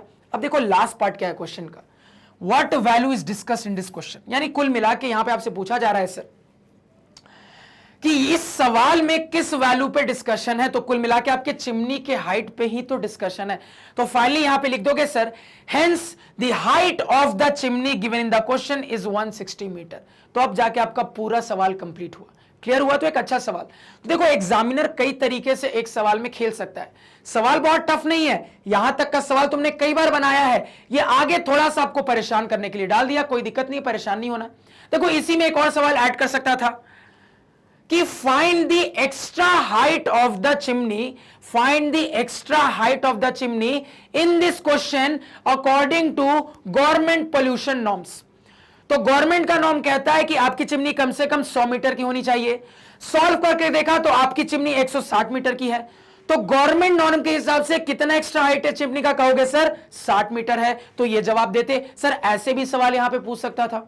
और क्या पूछ सकता था, मान लो आपको कहता कि if any industry follows government norms then he should be relaxed in taxes. ठीक है, अगर वो गवर्नमेंट नॉर्म को फॉलो करता है पोल्यूशन के केस में तो उसका टैक्स कम कर दिया जाएगा। अब मान लो यहां पे आपको बोलता है सर कि उसका जो टैक्स है वो हर मीटर 1000 रुपए कम किया जाएगा। समझना बात को, उसका जो टैक्स है चिमनी के नॉर्म को फॉलो करने पे हर मीटर की ऊंचाई पे 1000 रुपए की छूट मिलेगी अगर वो गवर्नमेंट नॉर्म को फॉलो करता है। यानी कि अगर किसी की चिमनी बिल्कुल 100 मीटर की है तो उसको टैक्स में कोई छूट नहीं मिलेगी, क्योंकि जस्ट जितना गवर्नमेंट ने बोला था उसने उतनी ऊंची चिमनी बनाई। लेकिन हमारी चिमनी 60 मीटर ज्यादा ऊंची है, और हर मीटर के लिए गवर्नमेंट अगर मुझे 1000 रुपए की टैक्स में छूट दे रही है तो 60 मीटर एक्स्ट्रा है, तो 60 मीटर के लिए कितनी छूट मिलेगी? 60 इंटू यहां पे 1000 हो जाएगा सर। तो 60 इंटू 1000 कितना हो गया? 60,000 रुपए की छूट। तो देखो सवाल कई तरीके से खेल सकता है, परेशान नहीं होना है, सोचना आना चाहिए। हाइट एंड डिस्टेंस के जो सवाल होते हैं ना बिल्कुल प्रैक्टिकल होते हैं, बस आपको सोचना आना चाहिए। फटाफट इतनी कहानी नोट डाउन करो। क्लियर है? तो इस शानदार सवाल के साथ अपने इस लेक्चर को यहीं पे एंड करते हैं सर। बस एक और सेशन बचा है, जिसके बाद height and distance full and final complete हो जाएगा और हम ट्रायंगल को रिज्यूम कर देंगे। तो मैं उम्मीद करूंगा कि इस लेक्चर में जितनी भी कहानी आपको बताई बहुत अच्छे से क्लियर है, कहीं पे कोई भी डाउट नहीं है। इन केस कहीं पे कोई डाउट होता है तो मेरे इस लेक्चर को उस पॉइंट पे दोबारा से देखिए, आपका डाउट क्लियर हो जाएगा। अगर इसके बाद भी डाउट क्लियर नहीं होता जरूर से मुझे कमेंट सेक्शन में बताइए। अब देखो ये जितने भी सवाल में अगर आपको फिगर ऐसा दिखे, जिन फिगर की हमने कंसेप्ट के लेक्चर में स्पेशल एनालिसिस की थी, उन सारे फिगर्स के लिए ऑब्जेक्टिव अप्रोच से सॉल्व करना आपका ऑटोमेटिक होमवर्क रहेगा। इसको भी लिख लीजिएगा सर। तो मैग्नेट ब्रेन्स दूसरे चैनलों जैसा नहीं है जो हल्का फुल्का कंटेंट फ्री में देके बाकी के कंटेंट के लिए पैसे मांगे। यहां पे पूरा का पूरा क्वालिटी कंटेंट पहले भी फ्री था, अभी भी है और आगे भी रहेगा। बस अपना प्यार हम पे इसी तरीके से बनाए रखें। इसी नोट के साथ लेक्चर को यहीं पे एंड करते हैं। Thank you.